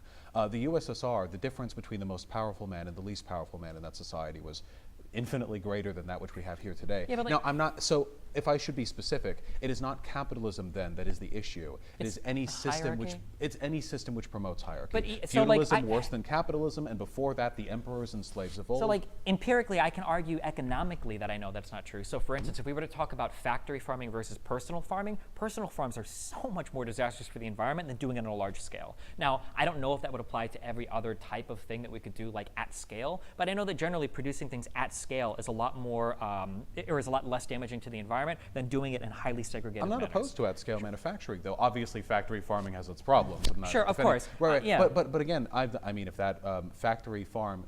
But I'm saying such a necessarily horrid that would example, produce some but form if of a large- hierarchy. Right. But I think that hierarchy, as so far as it exists, because some hierarchies are necessary. There are hierarchies of talent, and there are hierarchies of public relations. You know, obviously, not everyone can advocate for their own rights in a completely equal environment. But a lot of the problems that we see, I think, fundamentally are reinforced by the divide between not just the big firm and the small firm, but the fact that the big firm has one CEO who makes $62 million a year, who personally lobbies to have favorable bills passed, rather than a broad collective of people. But that's that's not a even microcosm. true, That's though. a microcosm of the issue, though. But if you take a look at it's not just the one- USSR, It's not just one CEO, though. It's Well, an I have entire to- board of but directors I have- that's representing the will of all the investors that has a fiduciary responsibility to deliver returns to the company. Like, okay, well, that the existence of private capital is obviously something that I would take issue with. Sure, but okay. obviously, I mean, we have to be a little bit simplistic Sorry, here. you were gonna Any say about the economic, USSR. I mean, Sure. we could for any length of time, but broadly, I mean, it's.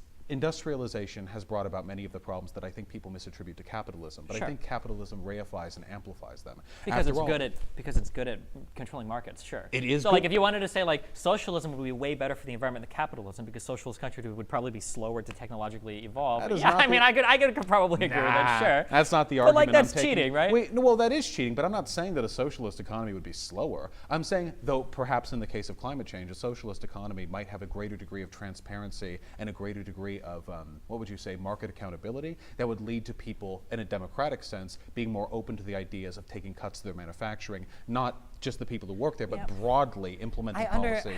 We've had But this we- but conversation we've where seen I this happen understand the before. transparency, but the idea that you could get that an average person would even care about that level of transparency between every single industry, I think is fantastic. What if we just take a huge issue like climate change and we get rid of the fact that all of the major media outlets that are pushing this climate change as a hoax nonsense are largely funded by people who either directly work with or are buddies with oil and gas companies? If every Murdoch-owned media company, we take Australia, we take the UK, we take the US, these are where the climate change debates are.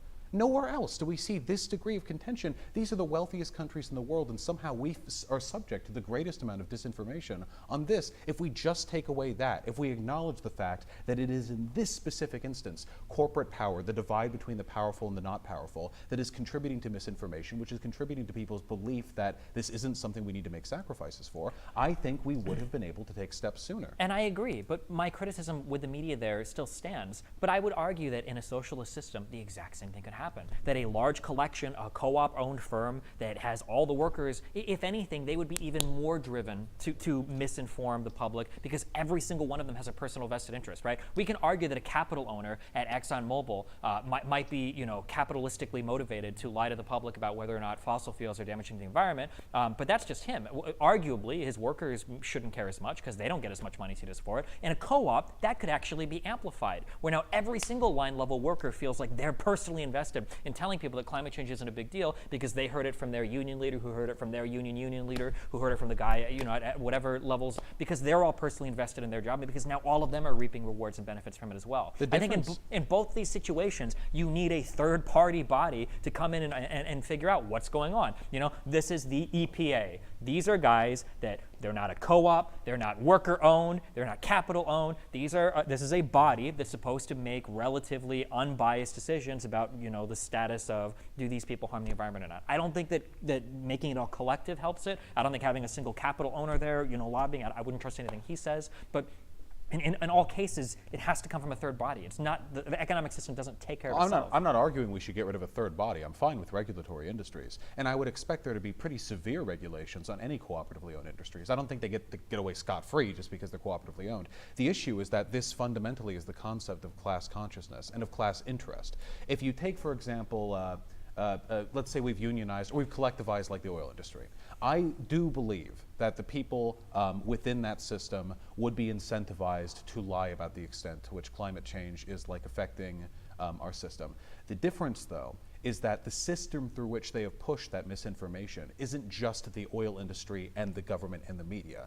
It's a massive higher order hierarchy that is pretty much entirely orchestrated by CEOs, stockholders, venture capitalists, higher level politicians, everyone essentially with a tremendous amount of economic or political power, and it is the union of these interests that allowed this upper level system that subverts our democracy to be built.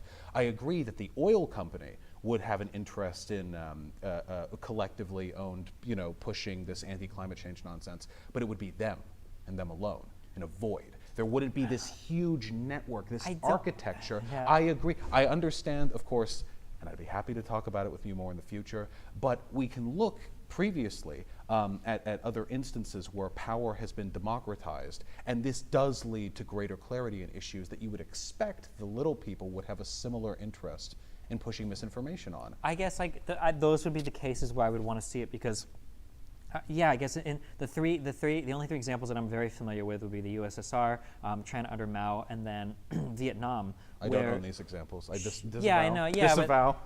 That's the thing. You get to disavow every system that you don't like, but now I have to inherit all the messy atrocities that are the current capitalist system. All I want to talk about is the next step. I'm not talking about anarchism or the glorious post-capital revolution. Yeah, and I just understand. what do we do right now? We can't seem to make any ground on this on climate change. And that's kind of what I was getting at earlier. Is where do you want to see the movement go from here? Yeah. Here's an idea that I really like.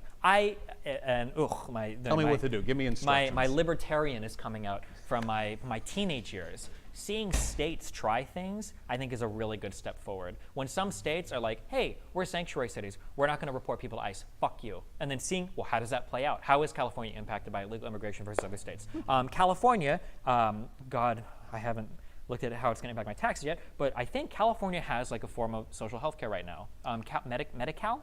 They recently, yeah. I think they implemented. There's Wasn't a penalty. it really recent, or am I thinking something different? I think so. There's a penalty that started last year or this year for it and everything. I think I should have read more about this. There was another state that's implementing a Medicare for all type thing. Yeah, isn't possibly. There? Was it and Colorado? If states try this step by step, I mean, I don't know if I can really say this, but arguably, it's kind of how gay marriage kind of came about. I mean, it was from the Supreme Court, but it started by state by state by state. Yeah, marijuana legalization, cannabis was legalized state by state. Hopefully, the DEA or somebody, whoever comes in next, finally fucking changes that. But maybe pushing for these policies on this is kind of what I'm talking about in the horrible incremental change, but pushing these policies on a state by state level, seeing them being effective on a state by state level, and then being hey, federally, these people do this, why don't we all do this? It works for them, the revenue being raised from a lot of these states that legalize cannabis is pretty inarguable, and there aren't all these horrible downstream effects that people said they were. People aren't getting high and driving their children into fucking trees constantly or any crazy shit like that. Pushing for those at a local level, I think, can be incredibly effective. Okay, I completely agree with that. Mm-hmm. I think I'm generally one who pushes federal power, I think, because at least in recent years, there have been a lot of examples of the government cracking down on, the misbehavior of some of the states I disagree with more politically. Mm-hmm. But I think if we could have testing grounds for some of this stuff, I completely agree with that. I think that's an excellent solution. Sure. With allowing sort of more broad. And that's a great wedge issue too, because the Confederate types, those South will rise again types, always push states' rights. Okay, that and guns. You got to find the wedge issues to talk with them about. You're pro? Are you pro gun? I like gun. I know you like guns personally, but every national conversation we have about guns is really stupid because the only thing we talk about are assault rifles, which kill 200 people a year. They're problems that relate to guns have. It's a complicated conversation, but yeah. Yeah. Okay. I'm generally very pro gun. I don't mean to hold you account to all the problems with capitalism or anything like that. I understand that we both recognize there's a ton of wrong done in the world. It's more a building sense of frustration. I feel that I know a lot of other people are feeling right now. We are very quickly headed towards like populism, just being like the rule of law in this country. But it looks like I personally believe that Biden will lose to Trump. It seems like there's leeway to go on both sides there. I don't really know. No matter what, though, I don't think the right's going to go back to like Mitt Romney era corporate. Like clean. It'll be interesting to see what happens. I have no idea what happens after Trump. I don't know how they replace the cult of personality, but I don't know. There's an increasing populist fervor in the left too. Bernie Sanders, maybe he didn't get like within a hair's breadth of the presidency this time, but I mean, he's a socialist, and him getting this close means something. He's not a socialist. I would be careful of that, but I think he is. You don't think like he's? Well, I think he's covert about it, but I think he genuinely. I mean, with all the stuff he said, he's I think he's pretty. He's firmly a sock dem, and maybe he flirts with democratic socialism. The most socialist thing I've ever heard Bernie Sanders say was. It's not part of the Green New Deal where they suggest 20% workplace democracy. Yeah, 20% of each core. That's like the most socialist thing I've ever heard. By the way, based. Just want to say that publicly known. Sure. I think he's covertly a socialist. God, yeah, maybe he might be. I think that labeling himself that way probably hurt him more than anything, rather than just calling himself a sock dem. That's what I wonder about, though, and I think that's relevant to what I want to ask you as well, because. I think we agree broadly that there's a unified need for people who are pushing policy and people who are running around the streets with their picket signs, what have you, being accused of being like Antifa terrorists by Fox News. That's our job, I think. But I think what Bernie Sanders did was very, very special. Not necessarily his bid for the presidency, but is inspiring this left-leaning populism in so many people in this country, and him destigmatizing the term socialism a little bit, maybe not to the Republicans, but at the very least to moderates and Democrats. And I think this is only going to lead down the line to angrier and angrier elections, to more and more terrorist attacks. We have a lot of white nationalist terrorist attacks going on right now. I think that we're going to see an increase in this. Ecofascism. Ecofascism. We're going to bring it about, and I think things are going to grow more and more violent with time, and I just don't know if there's a stopgap, a democratic stopgap, a civil way of processing these antagonisms outside of some radical shit. And to that I ask you, what would you like to see revolutionaries be doing? Obviously not taking to the streets with their AK-47s, but what would you like to see them be doing in terms of propagating information? Because you criticize a lot. I know Kyle Kulinski isn't technically a socialist, but by God, he sounds like one when he talks about the media conspiracies and what have you. This is a hard question because what I want is way different than what you should probably do for I just don't like it when people say dumb shit that is just not true. I try not to propagate misinformation. I try my best. We all I think for the most, I don't think I generally hear you say anything really stupid. At the one point, I will admit, I'm owning up to this. When I heard the 1.5 trillion thing, I just saw the number. I didn't know it was the Fed. Sure. I just thought it was Trump. Sure, yeah. So I did the student loan thing. Oh, now yeah, I know it's the Fed, print money, burr. Now I know. Okay, the memes educated me. Yeah, I guess like my two biggest things I think were the 2 points that I brought up earlier. Is one, recognize that you have to work within the whole system. Like being anti-establishment is sexy when you're a teenager, but eventually you have to grow up and realize if you want to get shit done, sexy you got to work within the establishment, right? Bernie Sanders, I believe when the postmortems are being written about that campaign, a lot of it is going to come down to him not reaching out for the endorsements that he needed to. Bloomberg had more endorsements than Bernie Sanders' campaign. And a lot of that was a deliberate effort on their part. Maybe they thought being anti-establishment was sexy, and that was part of their draw. But you need to have friends in places. You need to have people in the media that you can communicate with, that you can talk to, that can help you with messaging. You need to have people in Congress that will actually sign your bills. The Green New Deal looks good on paper, doesn't mean anything if it's not being passed. In an era where we are passing records amount of legislation through the House that's all dying on the Senate. Desk. There are. It's a graveyard. So the one thing is you have your allies. Okay, even if you disagree, that's fine, but don't shit on them for their disagreements. You know, like AOC's like ex-campaign manager shitting on Democrats in vulnerable districts because they weren't ready to fucking march out with, you know, like a hammer and sickle flag. Not cool. Not good. Don't go hard after people that are on your side is the one thing. And then the second thing is recognize that there are lots of positions available to be worked by lots of different types of people. That we wouldn't hold a political activist to the same standard that we would hold a political operative, like somebody in Congress or whatever, or that we wouldn't hold something like a media person, you know, that. He said it himself, you know, organizer-in-chief, not commander-in-chief. Exactly, yeah. I feel like he acted like an activist in ways that maybe, I agree with you very much. In a with the dramatic endorsement shift thing. from my 2016 self, to quote Hillary Clinton, it's very important sometimes to have a private and a public position. That you don't go out as a congressperson, you don't go out every day on your sleeve with the most aggressive plan of action. You know, you take what you can get votes on. You know, but there is sort of a slippery slope there, because eventually that sort of complacency can lead you to being the same, like paper mache, like boilerplate. That's all you can do as a politician, though. The activists are the ones that have to drive American public opinion. Well, that depends on how many politicians are willing to link their arms together and really get change done. Well, you can link your arms together all you want, but the longest you can do it for is 2 years. And then after that, if you lose all your offices and then everything gets rowed back. I think you can do it while keeping, you know, the support of your Democratic constituency. Well, that's the challenge, right? Is you have to push for as much as you can. You know, like the AOCs. Bernie Sanders is a very popular senator, I think. Isn't he the most popular senator in the? He might be, but that's but it means something. It means he can be him, which in he has Vermont. been. Right, in Vermont. Right? But AOC that's a can step. do it in a plus 60 blue Yes, district. in a very safe. That's great, but but they these serve aren't a the people that are important getting role. the legislation passed. We need the people from the vulnerable districts to come out, to win those seats, to flip them in the House, and maybe in 4 years, hopefully maybe the Senate too. These are the people that we really need that are going to drive real legislative change in America. What do you do when they're not doing their job? Because right now, AOC, Bernie Sanders, they're doing great jobs being activists, you know, disguised as politicians. Fantastic. They get so many likes and retweets. You know, everyone loves them. Yeah. Within their own constituencies. Exactly. But when it comes to people like Pelosi, for example, and I admit I'm not completely read up on her entire history. God, you know, she's been doing stuff for a while. But it does feel very often like she's not fulfilling her end of the bargain. You know, the goal is supposed to be people like me or Sanders or AOC or whatever.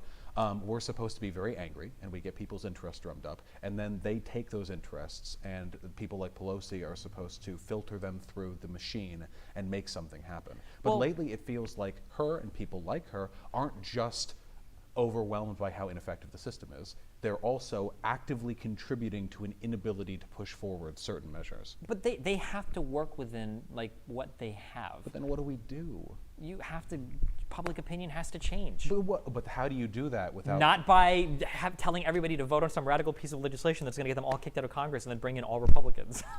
I would be interested to see how much that actually happens. So there was a big study done by oh God, I don't remember. Is this like is like the Medicare for All issue lead to a higher percentage chance? Of yeah, it was like the being, Medicare for All issue was a huge wedge issue, and almost every Democrat that ran on it lost horribly in the districts that they tried to run. And in all of the contested districts where people actually managed to flip a seat, it was for people that ran opposed to Medicare for All. Yeah. That like those types of important wedge issues are. Which brings us back to manufacturing consent and how corporate media keeps people. Well, then from voting manufacture the consent. That's what Bernie that's what Sanders I'm trying raised to more do. money than any other politician. You've got the money, you've got the support around the country. Now you've got the social media support, you've got the alternative media, you've got the Alexandria Ocasio-Cortez is arguably maybe one of the most popular politicians in the entire world. So you've got the social capital, you've got the financial capital to some extent. Bernie Sanders raises a crazy amount of money. Now you have to get the political capital. You have to start changing people's opinions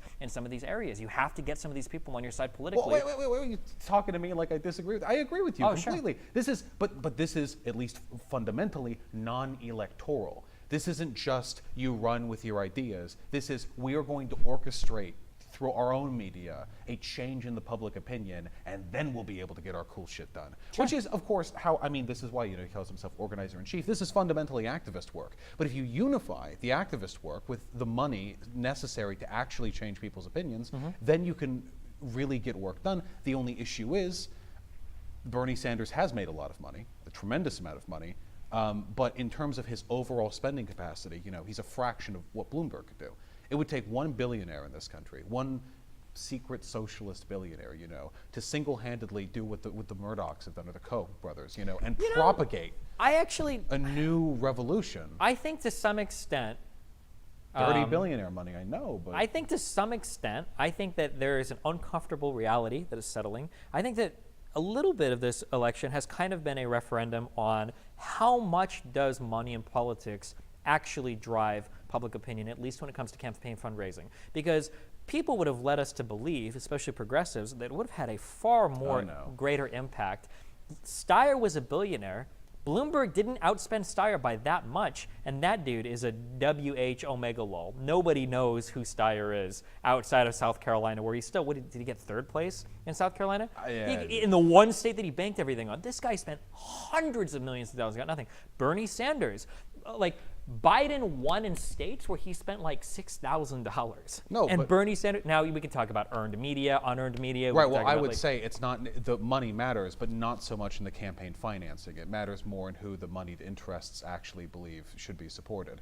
And Bloomberg was able to buy before he stepped on the debate stage. Imagine if he wasn't, you know, a horrible, you know, proto-fascist. Imagine if he was actually a human being with human skin instead of reptilian skin. He was able to buy like 13% of the vote. I mean, that's a Did he buy it though, or was he able to get by in his name recognition as a 3-term mayor of New York and as somebody that has like the Bloomberg media empire? I'm pretty sure if he had run without the $400 million ad buy, you have to admit it must have contributed substantially. A lot of people who I remember there was some study done on who you supported and how recently you'd made that decision and why you made that decision. Oh, and Bloomberg was very, very, very. People were recent, but they were more likely to vote for anybody because else it was a placeholder. It was a placeholder. Yeah, you just see the name on TV. Same way when I'm driving down, I don't know all the local city councilmen, but I see names on signs, and you know, I pray to God when I'm at the voting booth, like, oh Jesus, I hope it wasn't a Republican's house. You know, when I drove by that sign. The degree to which money matters in this sector or another, again, I think it's very multivariate.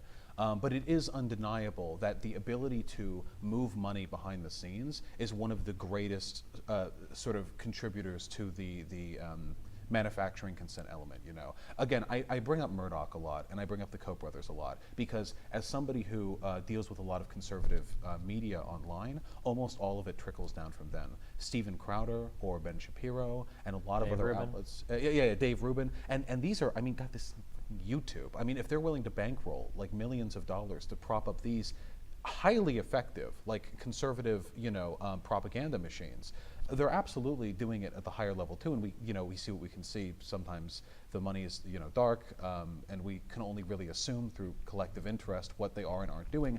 It's so frustrating to me that by way of my political agenda being opposed to the people who have money, we are almost constitutionally incapable of assembling the same kind of media influence, regardless of how popular our ideas are, as somebody on their side would be. You can be a conservative, sound halfway decent, look good in a suit.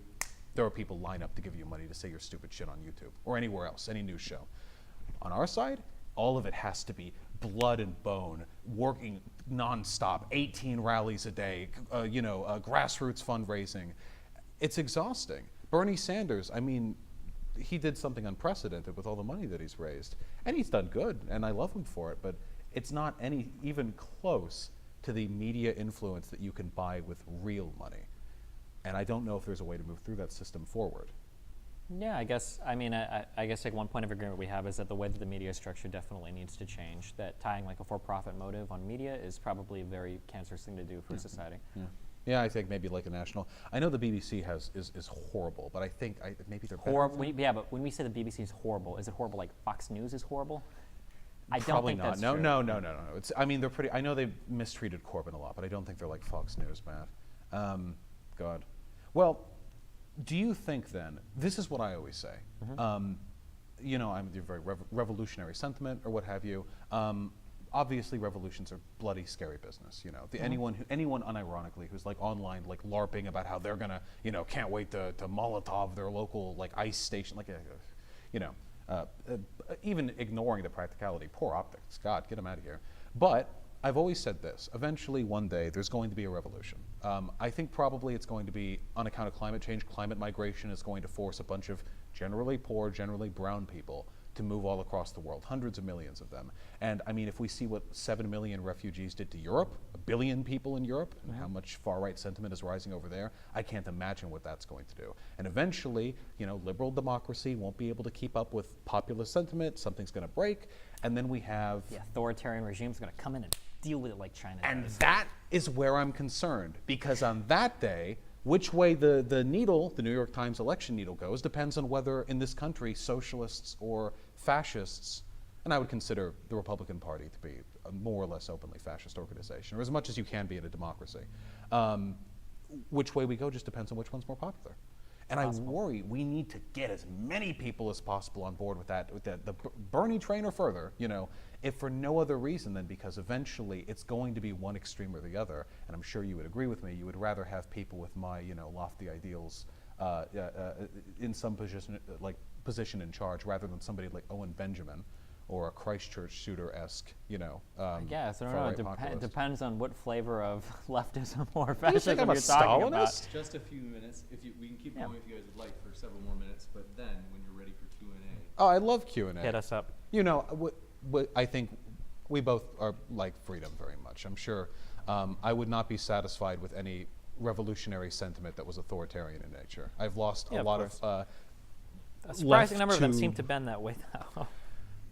I think it's changing. I think that authoritarianism and populism go hand in hand very often because you want that strong person. You just to want come that in. strong leader to show you, fix because everything. problems are complicated. You don't know how the fuck you're going to fix anything because everything is so complicated these days. Yeah. I sympathize with the sentiment, but I'm sure with like the tankies and stuff. I've been pretty adamant in not promoting any of those sentiments. Yeah, for sure. So yeah, hopefully we can get good. Do you want to do Q&A? Yeah. What do you got for us? Excellent. So we'll do a quick Q&A, folks. We definitely won't get to all the questions. We appreciate all of your questions. We'll try our best, but like I said, be prepared that we might not. And we want to say a special, huge thanks to several people, as this has been so much fun, folks. We really encourage you to check out the links in the description. I've got Destiny and Vaush. I put their links in the description for you. So if you're listening and you're like, I like that, I want to hear more, you can hear more. And also want to say, in addition to the thank you to both Vaush and Destiny, who have come here, thanks so much, also who have made it possible for this charity drive today. This is the only time that I will say, hey, do a super chat. 100% of your super chat we will be giving to a charity. We're going to talk about it afterwards. We're going to look for a responsible, reliable charity that is helping alleviate the negative effects of coronavirus. So want to let you know that's an option still. And last but not least, want to say thanks so much to Adam Friended. I have put his link in the description. This is a beautiful studio, and I have to be honest, it's really hard to find a good studio and a person who's going to give you a good deal, and so I really appreciate how kind he has been in making this possible as well. So thanks so much to Adam.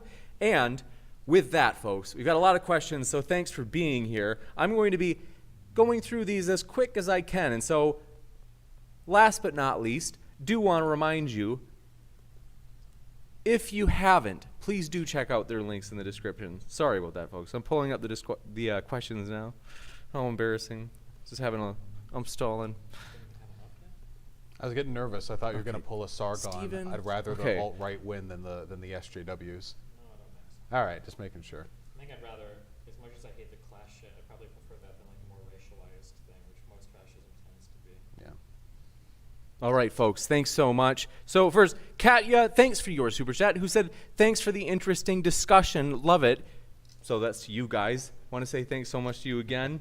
Then we have Mothra J. Disco, who says, Republicans' platform is equal to killing the poor for the lulz. Thanks so much for that, Mothra J. Disco. That's my official response. It's true. They are sociopaths. They do just want you dead. There's no nuance to it. It's that simple. They're like fairy tale villains. We got a critic out there. Thanks for that. Peacekeeper, thanks for your super chat. They said, let's see. I didn't know you did debate Molyneux. Oh yeah. It was a few weeks ago. It was a lot of fun. He's very smooth on top of and inside of the skull. Oh, that's really interesting. I'll have to check that out. Let's see. Bryce Nance, thanks for your super chat. They said, I bet if you two had a baby, it would be a super smart and charismatic socialist revolutionary. Thank you all three for this conversation. That's very nice. I like that. So Steel Savior. Take the politics from my side of the family, I guess. Steel Savior, thanks for your super chat. They said, Destiny, everyone I know in real life that is Bernie or bust is very poor and needs health care as soon as humanly possible and needs prison reform now or they will lose loved ones. Okay, I don't know what to. I mean, a lot of people need health care. A lot of people need prison reform. I don't know what the response is to that. I think, so he was trying to counter my earlier claim about being Bernie or bust or whatever.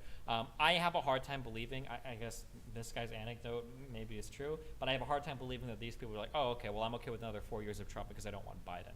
Like, if you like are genuinely hurting for healthcare, or if you genuinely have people that are like affected negatively by the prison industrial complex, you know you're better off under Biden than you are under Trump. And to pretend that you can just deal with another 4 years of whatever sounds like some shit that a person would say that doesn't have to deal with those problems. But that's my impression of that. I'm not Bernie or bust myself. I do think sometimes people overstate the degree to which accelerationism is a privileged position, but it's really complicated. Sure. Gotcha. Thanks very much. Dinobot2, thanks so much. They said, hasn't Destiny criticized many progressives as being one-issue voters? Seems to contradict his suggestion that progressives should only focus hard on one or two issues and not compromise on those. I think most people are one-issue voters. In 2016, I was a single-issue voter on campaign finance. I'm trying to think of the most favorable way. When would I have said I've criticized somebody for being a one-issue voter? Like I've said multiple times, like people don't care about foreign policy. People don't really care hardcore about a lot of economic. I think most people are one-issue voters. I don't know what I would have said to contradict that. I think I'd agree with that, yeah. Or at least if people do, because I don't think most people vote based on policy, but if they do, I think they, very They'll pick like one single. or two, like they're like abortion. This is my abortion can. Like my mom would probably single issue vote instead of like abortion. Yeah. Or like some people like I want 15 an hour minimum wage, or this is like the yeah. Gotcha. Thanks so much. Next, Surus the Skeptic, formerly known as Surus the Skeptic. Now, Surus says, just dropping some support for Vaush. I love you too, Cyrus. Always happy to see you in chat. Lots of love. Steven Steen, very trollish, says, Bloomberg should give $1 million to all instead of hoarding. Very nice. 1 million to every American? I think that checks out. I think he can afford that. That's That's our economic stimulus package right there. Don't think he has that much money. It's a million, billion. a rule. Sorry. No. That tweet went live on was it MSNBC? Which one? Oh God. I think it was MSNBC, yeah. Was it MSNBC where they had the tweet where it was like Bloomberg spent $425 million on the election? That's enough to give every single American $1 million. Wait, did that actually? Yeah, it was unironically on. Yeah, That's really funny. Yeah. Not the best math skills there. That's very nice. Aurora, thanks for your super chat. They said, Destiny, what alternative to democracy do you refer to? This is like, I'm going to give this ultra fucking lame answer. Democracy is the worst system except for every other system that's been tried. I mean, I have problems with democracy, but I don't know. I mean, like, arguably, I think everybody would ideally want to live under an authoritarian regime that agrees with every single thing they agree with. So, I mean, obviously I would be in favor of that, but realistically, it's not possible. But the only worry that I have right now is, you saw this with Serbia the other day, where the leader was referring to Xi as like his brother and shit. I don't know the story. Basically, the way that my uneducated opinion is that it looks like China is trying to move into a position where they're going to become like the leader of the world, that they're going to take that position away from America, because in a democratic system you're too slow to respond to like external pressure, which is I guess it's one of the big reasons why fascists come about, is because they say the democratic body can't respond to it. Represent the will of the people. Under its authoritarian government is very, very, very quick to deal with problems, whether it's climate change, coronavirus too. Initially some journalists, but afterwards, and now they're Wuhan reaching out to other quarantine. countries to help them too, and they're taking like a leadership role on that, while America is trying to buy up the rights to the fucking vaccine from fucking Germany. Yeah, only if we get it, folks. Jesus Christ. Horrifying, funny, but yeah. God. So yeah, I mean, like, yeah, there are definitely really strong strengths to authoritarian regimes that I think democratic regimes are going to have to figure out how to contend with. We used to do it via alliances, but those have been faltering lately, so we'll see, I guess. I just want to disavow. China's closer to a fascist regime than it is a communist one, much closer. I have no association whatsoever. Okay, don't email me. Thanks so much. Next up, we have a super chat from Osu Osu. Thanks so much. They said, what will each debater do to stop the tyranny of family courts? What would you propose to replace the evil system that oppresses innocent fathers? I think that you should do something about it, but I don't think it's this huge issue that's like so pressing that I pay it a lot of attention. I mean, yeah, it sucks that courts can be biased against men in some ways, but it's just not something I think about much, I guess. Yeah, I think a lot of people overstate the severity of the problem, but I do want to say that the reasons why family courts are often considered, I don't know the exact data, to be biased against men is usually because they see women to be sort of intrinsically better caregivers or mothers than like men could be fathers, which is a product of patriarchal sentiment. So ultimately, this is an issue where gender egalitarianism would be sort of amicable even to men. I think men are often much more hurt by sexism towards women than people are willing to realize. Gotcha. Thanks so much. Let's see. Clever to swear. I like this. That's sassy. They say, I'm happy to donate my money for you to get a better camera for these in real life debates. This camera is low quality, but debate is not. Keep it up. Well, we're glad you like the content. That's encouraging, and I do agree. This camera is our backup camera. We had a tough start. But by the way, I want to say thanks so much to Destiny and Vaush for their flexibility and patience, as it was a slow start. And also, we're streaming on Steven's data right now. Steven, thank you. No problem. Thank you. I just sat and watched as other people fixed it. It was great. He did a great job watching. It was excellent. So, no, it's been a pleasure. So thanks so much for just renewing for any new ones that have come in. 21st Century Socialist. Thanks. They said, Vaush and Destiny, what are your thoughts on technology being integrated more into the system, or at least financial experts and scientists having more influence on policy? You want to go first? So in a perfect world, I think, is it called a technocracy, where scientists run everything? I would like that. The problem is that scientists it's so complicated. Chances are, if I were to go and poll a whole bunch of scientific people out of an area, they're going to overrepresent for certain segments of society. They're probably going to be more likely to be wealthy, probably going to be more likely to be men, probably going to be more likely to be white. So I don't know how effective that body would be in addressing things like the fact that women and African Americans can't get painkillers prescribed to them in the same way that white people can, or if they would care as much to research different things related to abortion if they're all men. Like on paper, the technocracy sounds awesome. Like, oh, cool! I can have like a literal scientist in charge of deciding how we should how we should do like Medicare programs or whatever. Like these people that study this, that would be awesome. But in reality, I don't know exactly how that system would play out, just because of the preconceived biases from that highly selected and segmented part of the population. Technology terrifies me.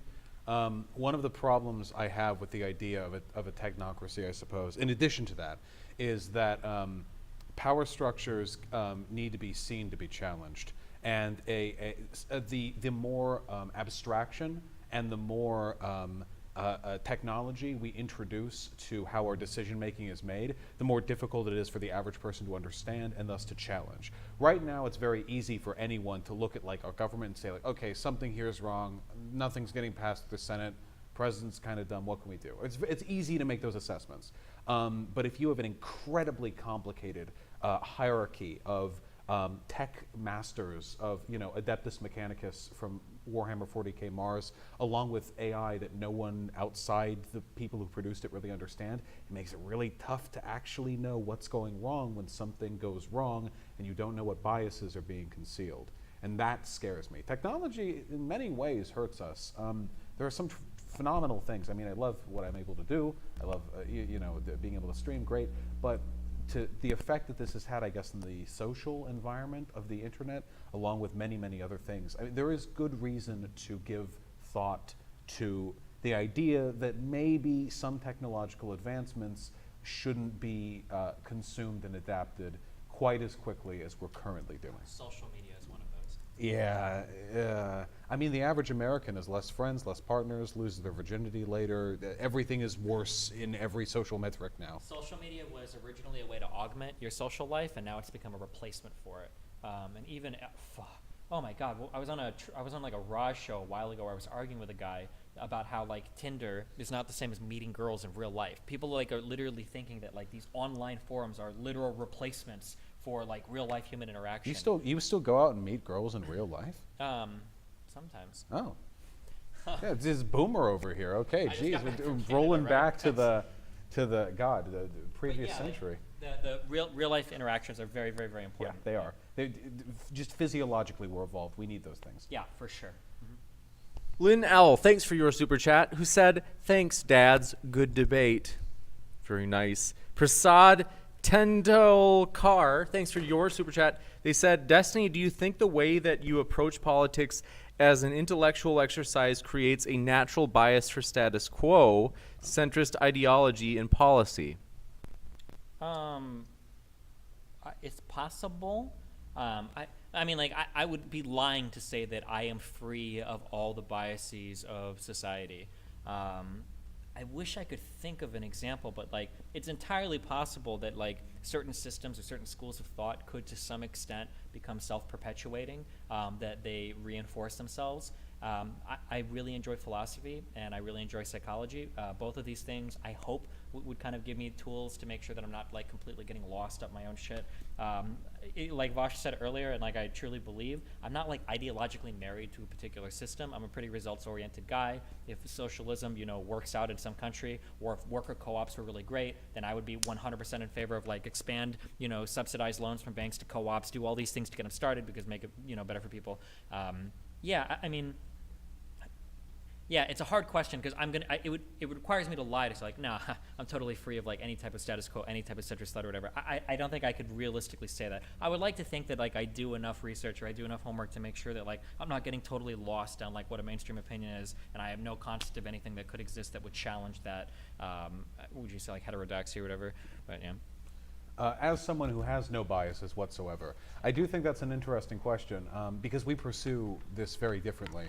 It is intellectual, like finding the most correct position, whereas I have like a set of political principles or morals that I want achieved. And to me, what's good is whatever leads in that direction. It's why you don't like rhetoric, right? Because it moves away from the raw sort of data of the conversation. Not what's the most correct, but what's the most convincing. Right, which I mean, I personally love rhetoric. I love public speaking, But I do think it's an interesting question. I think ultimately the failings, and this isn't a shot or anything, because I think there are failings to both sides. But one of the concerns I have with very intellectual, policy-driven discourse is I think it predisposes people towards working only within lines that have been drawn. And often those are good lines. We don't want folks shooting each other in the street over every disagreement. Sometimes the lines are bad, and that's where the discourse gets really hazy. When can you cross it? When is it appropriate to? Of course, as I think you pointed out very fairly, the inability to function appropriately within electoral politics is a pretty big failing for many activist types. So Yeah. it's definitely something to be learned there. Yeah, on both sides. So yeah, like maybe recognizing that like, well, some lines are good. Maybe it's better to work within an electoral system rather than doing everything in a revolutionary manner. Maybe that's a good thing to recognize. Maybe crazy ideas. Maybe you don't actually have to raise taxes for any of the programs you fund. Maybe the money machine goes burr. It's possible. I mean, like that's something where it does go burr. mainstream That's economic true. thought was that inflation should be so much higher now for how low the Fed's target interest rates were for so long, and it hasn't happened.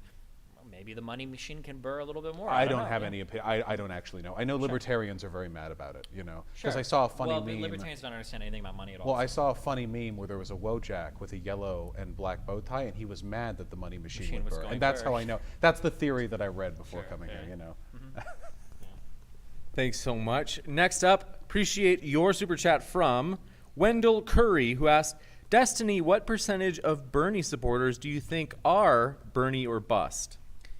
I actually don't know. In terms of what it's going to come down to for voting, I think the last election cycle, it was very, very, very low. So I don't imagine that it'll be a high percentage. The polling data showed that Bernie and Yang were like 50% of the people pledged that they would support whoever the Democratic nominee was, whereas it was like 85-ish% for all the other candidates.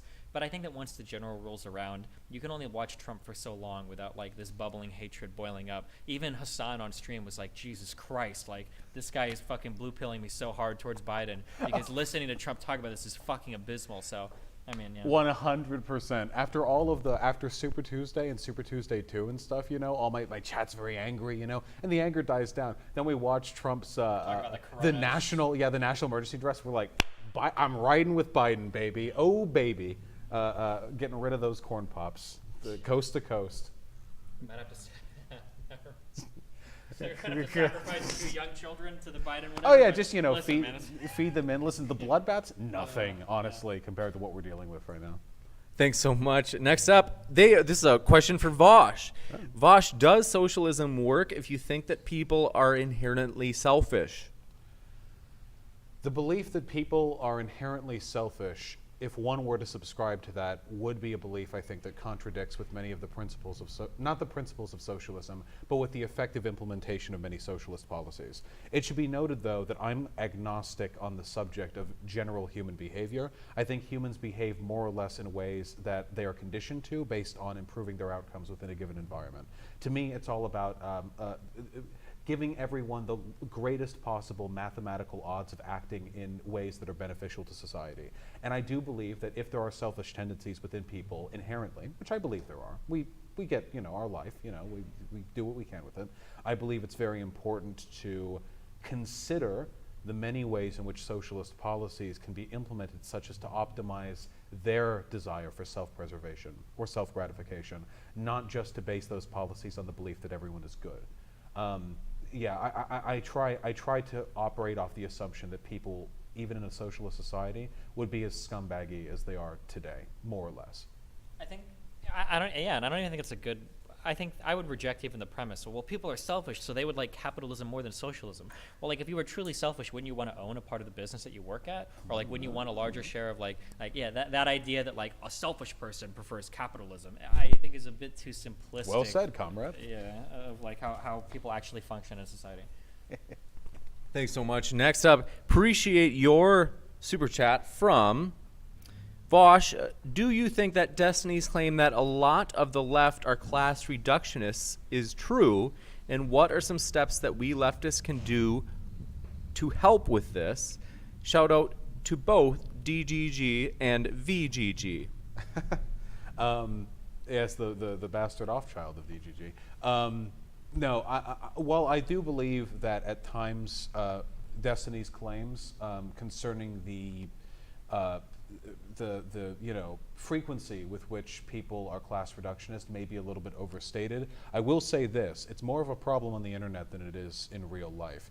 There are a lot of very edgy people who came out of a sort of disillusioned, South Park-esque, caring is, gay, lol, mentality, and then they became class conscious and they realized, oh God, we're all being fucked over by corporations, what do we do? And I think unfortunately that this does lend people towards a stupid pole-esque class reductionist view of the world. Ultimately, the goal of socialism is human liberation. If you believe in socialism but do not believe in, say, for example, an abolition of racism or sexism as separate and distinct problems which must be addressed, then I think you're missing the goddamn point. Also, as a side, I do believe that there is some value in rejecting liberal identity politics, but liberal identity politics is named as such because it's interested less in liberation and more in fanfare and pandering. I think it's appropriate to reject that without then saying, oh, wow, you care about racism in movies? Wow, lib, Gotcha. Thanks so much. And it's an interesting one, short and sweet. The Snake Hat asked Destiny, how will capitalism deal with global warming? I mean, there's 2 different answers I can give. One answer would be that capitalism, as the cost of fossil fuel and the price of pollution rises and rises, is going to find some awesome technological innovation that is going to power us through into the new age of green energy, because it's going to be so cost effective, and great entrepreneurs like Elon Musk and other people are going to be like heralding that movement. And then the other answer is that the profit motive right now is not tied to environmental harm whatsoever, and we're just on a crash course for destruction, and nothing will happen. So, I mean, I don't know. I think I would say that the government should try to incentivize as much as possible investment into alternative energies. Yeah, but I don't think that I don't think that any economic system necessarily addresses climate change. I think that has to be spurred on by some like artificial construct, like a government saying, "Hey, do this thing." I just want to say, whether or not you believe socialism would be a solution to climate change, and I do to an extent, it is inarguable, I think, that capitalism has not been the solution to climate change thus far. The problem is, here, one way or another. We are very much not meeting needed thresholds when it comes to curtailing greenhouse gas emissions. Thanks so much. And Ariel Fernandez, thanks for your super chat. They said, Vaush, was the Italian Communist Party, which came first place in the 1984 European Parliament election in Italy, an actual communist party? I don't know why you people think I know everything. You don't know about the 1984 Communist Party in Italy? Well, oh, please. Go ahead. I mean, it's your area. Like, I'm actually cringing. Yeah. I'm actually cringing that you weren't aware of the broad platform that they ran on. This is the most support that communists had gotten in Italy in the past 40 years. Shut God. up. I can answer this almost tautologically. If it's a political party, then it could not have been a communist party. Like, unless there was some crazy, rejection of the traditional class hierarchies in Italy that I am not aware of back during the 1980s. Communism fundamentally is a classless, stateless society. It's possible they were a social reformist party or a socialist party, but to be a communist party in a very much stated society is, I don't even know what that would mean. You could only functionally pass like SOCDEM or like socialist transitionary policies. I don't know what you can't just destroy the state like as a party of the state. Maybe some people think that can't happen. I don't believe in that personally. I'll look into it, okay? I'll read a book. They've got a follow-up question. So Ariel Fernandez, thanks for your super chat. He said, Vaush, what do you think Yugoslavia, or do you think Yugoslavia was socialist? Yugoslavia, that's with Tito, right? I don't know why I looked at you. With Tito, right? Okay, so Tito was a dictator in, I think, I'm going to horribly embarrass, normally I have chat to correct me if I'm fucking up or something, but assuming that Tito was the leader of Yugoslavia, this would have been back when he defied Stalin, he was his own special little dictator. I've read some really interesting stuff on Yugoslavia's market socialism, because I'm a market socialist, and they had these like collectively owned enterprises that were actually really effective, for their time given the resources available to them. But there were some very critical problems, many of which stemmed from the incompatibilities between a hierarchical authoritarian political system and a functionally democratic economic system. Were they truly socialist? I mean, a lot of the workers did own a lot of the means of production. That's farther along than the USSR came for most of its history, so that's good. But is it like an example I would look to replicate? Am I like very proud of this historically? I don't think so, no. Thanks so much. And Comdot, thanks for your super chat. They ask another one for Vaush, this is for both, and the next one's just for Vaush. But they say, all right, obviously there's no revolution tomorrow, but what are good ways of fighting for change that are actually efficacious or effective? Please, I talked last. I mean, the most important thing you can do is go out and vote, obviously. Not only that, but like get your friends to vote. It's also really important, like there's a lot of volunteer work to be done on the ground for a lot of these campaigns. If you were inspired by Bernie Sanders' performance in Iowa and New Hampshire, a lot of that came down to the amount of people that not only volunteered, but would literally travel from state to state, like working with a lot of these campaigns. The Bernie Sanders campaign actually had an app you could download on the phone to like get connected and whatnot to volunteer, which was really, really cool for them. But yeah, there's a lot of like places locally to get involved with politics if you like actually reach out to your political parties to find out. And I know that like volunteering for campaigns is definitely one of them. And then because of how incestuous politics is, for better or for worse, there are benefits to it. Once you start doing that type of work, it's easy to continue to do that type of work too. Like there's a lot of people on, like the Obama and Hillary campaigns that are going to work in politics for the rest of their life because of their involvement, with said campaigns. So yeah, I mean that would probably be the place I would start. Like actual voting and working with campaigns would be a good place to start. Yeah. I agree. Voting is not cringe. It's the what do you say? Like they always say, if voting was didn't do anything, or if voting did anything that would make it illegal. I mean, they're trying to, with all the voter suppression that goes on, all the polling places they closed down in Texas, for example. The goal of revolutionaries should not be to say voting doesn't matter, God, fuck voting, whatever, and stay at home. The goal of the revolutionary should be to go out and vote and then go back home and say, God, voting doesn't matter, fuck voting. That's the goal. Apathy one day, but productivity the other. And I do agree about that grassroots sort of political organizing. It's very effective. I say get rid of the apolitical people. Don't kill them. Make them political. Everyone should be invested in politics. Apolitical people are or what would you call it, lumpen proletariat, if you want to be real fancy with it, are the dead gray masses upon which the corporate elites are able to build their pyramids, Don't let them be apolitical. Get your friends interested. I don't care how apolitical they seem. Everyone benefits. Everyone wants a job. Well, everyone needs money at least. Everyone benefits from their involvement in the political process. So push them on that, even if it's a little cringe, this matters, and it matters to them too. Also, vote and get folks to do mail-in voting. Please, God. Care more about your local politics. Local politics is how you get states to implement mail-in voting, and mail-in voting is how you get Zoomers to vote because they don't want to go outside because they're playing Smash Bros. I don't know. There's a lot that can be done, and a lot of it requires paying attention, and paying attention fucking hurts. Because to be politically involved, especially as a leftist, is a constant source of disappointment, but that is the price we pay, the burden we bear for trying to make the world a better place. Thanks so much. And next up, appreciate your question from Turbo. They said, did Vaush state capitalism exacerbates the problems introduced by industrialization? Sounds like the opposite position he had when speaking to Molyneux. I want to clarify this. I think that's excellent. Capitalism is, in my opinion, the economic system best situated to take advantage of the productive efforts brought about during the Industrial Revolution. However, it has been shown, at least through the Soviet Union, that even without the profit motive, you can still very rapidly industrialize. Exigent those points, the social and political consequences of the industrialization were a massive increase in the hierarchy between those who owned said facilities and those who worked there. And that is a hierarchy which produces a great deal of suffering, and that is a hierarchy which was put in place functionally by a capitalist economy. But I'm not one of those people who said capitalism never did anything good.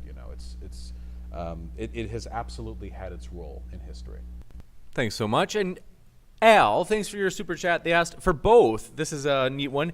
What have been the biggest shifts of position for you these past years? Would you like to? So 2016, I was like a massive Bernie fan, and I think like seeing the more intricacies in the U.S. political system, I think my opinion has changed a lot on that. So I used to believe, for instance, like corporate money drove everything, that politics were like all like bullshit. But like I'm much more into the like local offices and local elections matter a lot. You can't just look at national polling. Political strategy is very important. You can't just poll something on Twitter and find out that should be like the rule of law in Congress, but that like paying attention to each and every district and who's vulnerable is like really important. That having like that there's like an interwoven like association between like politicians, between media, between establishment, people in Congress and current leaders is like all really important. I guess basically getting a greater appreciation for the entire game of politics is something that I've developed a lot over the past four years, I guess. That's been a pretty significant departure from how I viewed politics in 2016. I haven't joined the alt-right the way that Destiny has, but there have been a fair few things. I think I've gotten a little bit less ideological, which I think is generally a good thing, because I think you should, nobody is truly free of ideology, of course, but I think that generally you should be able to make arguments that could be convincing to people who don't share the same conclusions as you. And I think that and this is something that I've had to develop because I've only started streaming over the past year. It's all very well and good to be voraciously, populist socialist when you're speaking to populist socialists. But if you want to have any shot at convincing people who disagree with you, you have to approach things from a different perspective. So a lot of this has been a rhetorical change, or at least an ideological change that facilitates a rhetorical change. I've moved over on stuff like rent control as well. I think I have a little bit more appreciation for the complexities of the market economy that we live in today. Doesn't mean I like it anymore. It just means that it's a little more complicated than I initially took to believe, and that change will have to be not more incremental, but at the very least more nuanced than I initially expected. The Fed does indeed go burr, with the money machines. And it's a nightmarishly complicated system. Lefties are underrepresented in the field of economics. I think that needs to change. At least in contemporary economics, we've had a tremendous amount of influence historically. Thanks so much. We're going to get through just a few more questions, folks, and then it's already been well over 2 hours, so we do want to let these guys get some rest. We really appreciate all of you being here, all your questions. We might not get to all of them, but we'll sure try to get through as many as we can. Wawa Crates, thanks for your super chat, who asked, will Trump formally debate the primary candidate? Does it even make sense for him to do so when he could just bash the person safely from Trump's own rallies or Twitter? I think he will. I think it would look too bad for him to avoid it the entire time. He can't avoid a call out like that. He's a fucking egomaniac. There's no way he could resist the applause, right? He said he wants to go up against Biden. I know we maybe disagree on this. I think that Biden is a senile, codger, and I do think that Trump would have a pretty easy time milking applause off of him. Whether or not that means he's a better candidate, I'm not to that. Just in terms of like how he could like dunk on Biden in the debates, I think if nothing else, Trump would be very confident. I think there will be debates, and I must say, sphincter tighteningly concerned as to how public perception of those debates will pan out. Thank you very much. Queetery, thanks for your super chat. They said, Vaush, could you explain your position on political violence? Yeah, a lot of people don't know what political violence really means. Political violence is just the orchestration of violence or the deprivation of somebody's well-being through or for political means. Police arresting you for anything is political violence, even if you murdered some folk. What, you think the law against murder just sprung up out of Jerusalem? No. I guess it's kind of did. But it's also a political thing. Political violence is a shade, a very broad shade of grays. And the degree to which you support it varies tremendously depending on which political camp you're in. I imagine I support it more than Destiny would, just by way of me being a populist revolutionary-leaning guy. But we both support some basic levels of it, the existence of prisons, for example. But more broadly, if you take a look, for example, like pre-abolition, like John Brown, do you really think it would be immoral if a bunch of slaves got together, hoarded up their farm equipment, and like bludgeoned their slave master over the head before making a run for it? That's political violence right there. It's not non-ideological. They're not just like making this jump to freedom completely through, the abstract reasoning. It's political violence. And I think anyone who says they're concretely opposed to political violence believes that it exclusively means like firebombing nurseries or abortion clinics or some really out there stuff like that I obviously wouldn't support. Thanks so much. Last one.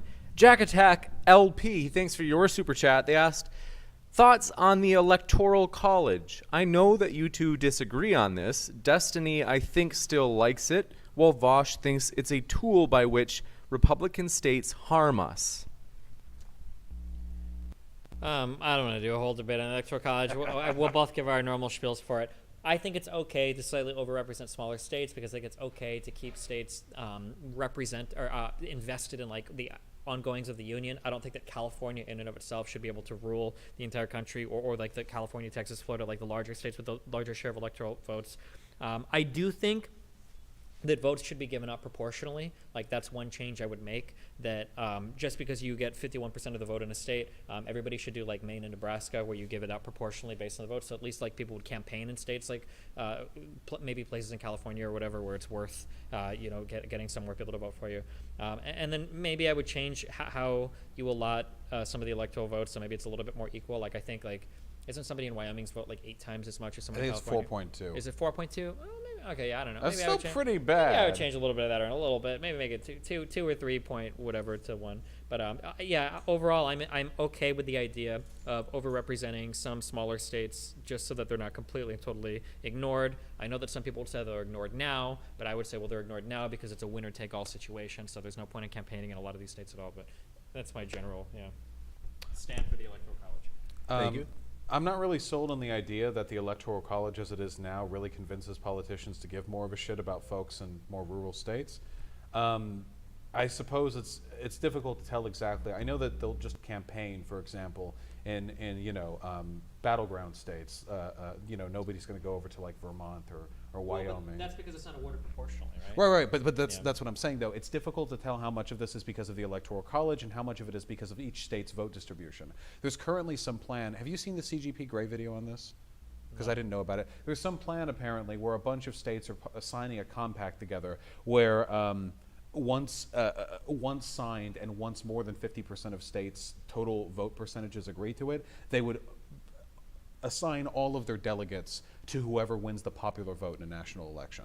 So once a number of states equal to 51% or more of the population have signed in on this, they'll just wait for the national vote tally, and whoever gets it, they'll just all award their, which is completely subverting the point of the Electoral College, but maybe is better because the way that the way the delegates are disproportionately represented now is like really, really weird, and it creates a lot of perverse incentives where you can completely ignore some states and then spend a bunch of time on others, but it also means that millions of people and their votes are left ignored in like states like California or Texas, where there are a lot of respectively conservative or liberal people.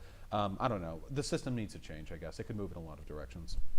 Thanks so much. And with that, I want to say thanks so much, folks, for being with us. I have put both of our guest links in the description box, so go ahead, check them out if you enjoyed listening to them today. I really enjoyed it. Thanks so much, guys. It's been a true pleasure. And as we have mentioned, folks, thanks for your super chats, which 100% will be going to charity to help try to stem the negative effects of coronavirus. And so a huge thanks to Stephen and Vaush for helping make this kind of charity drive possible today. It's been a great discussion, gentlemen. Thanks for having me. Yeah, I had a phenomenal time. Thank you so much. With that, keep sifting out the reasonable from the unreasonable. Take care, folks, and have a great rest of your day.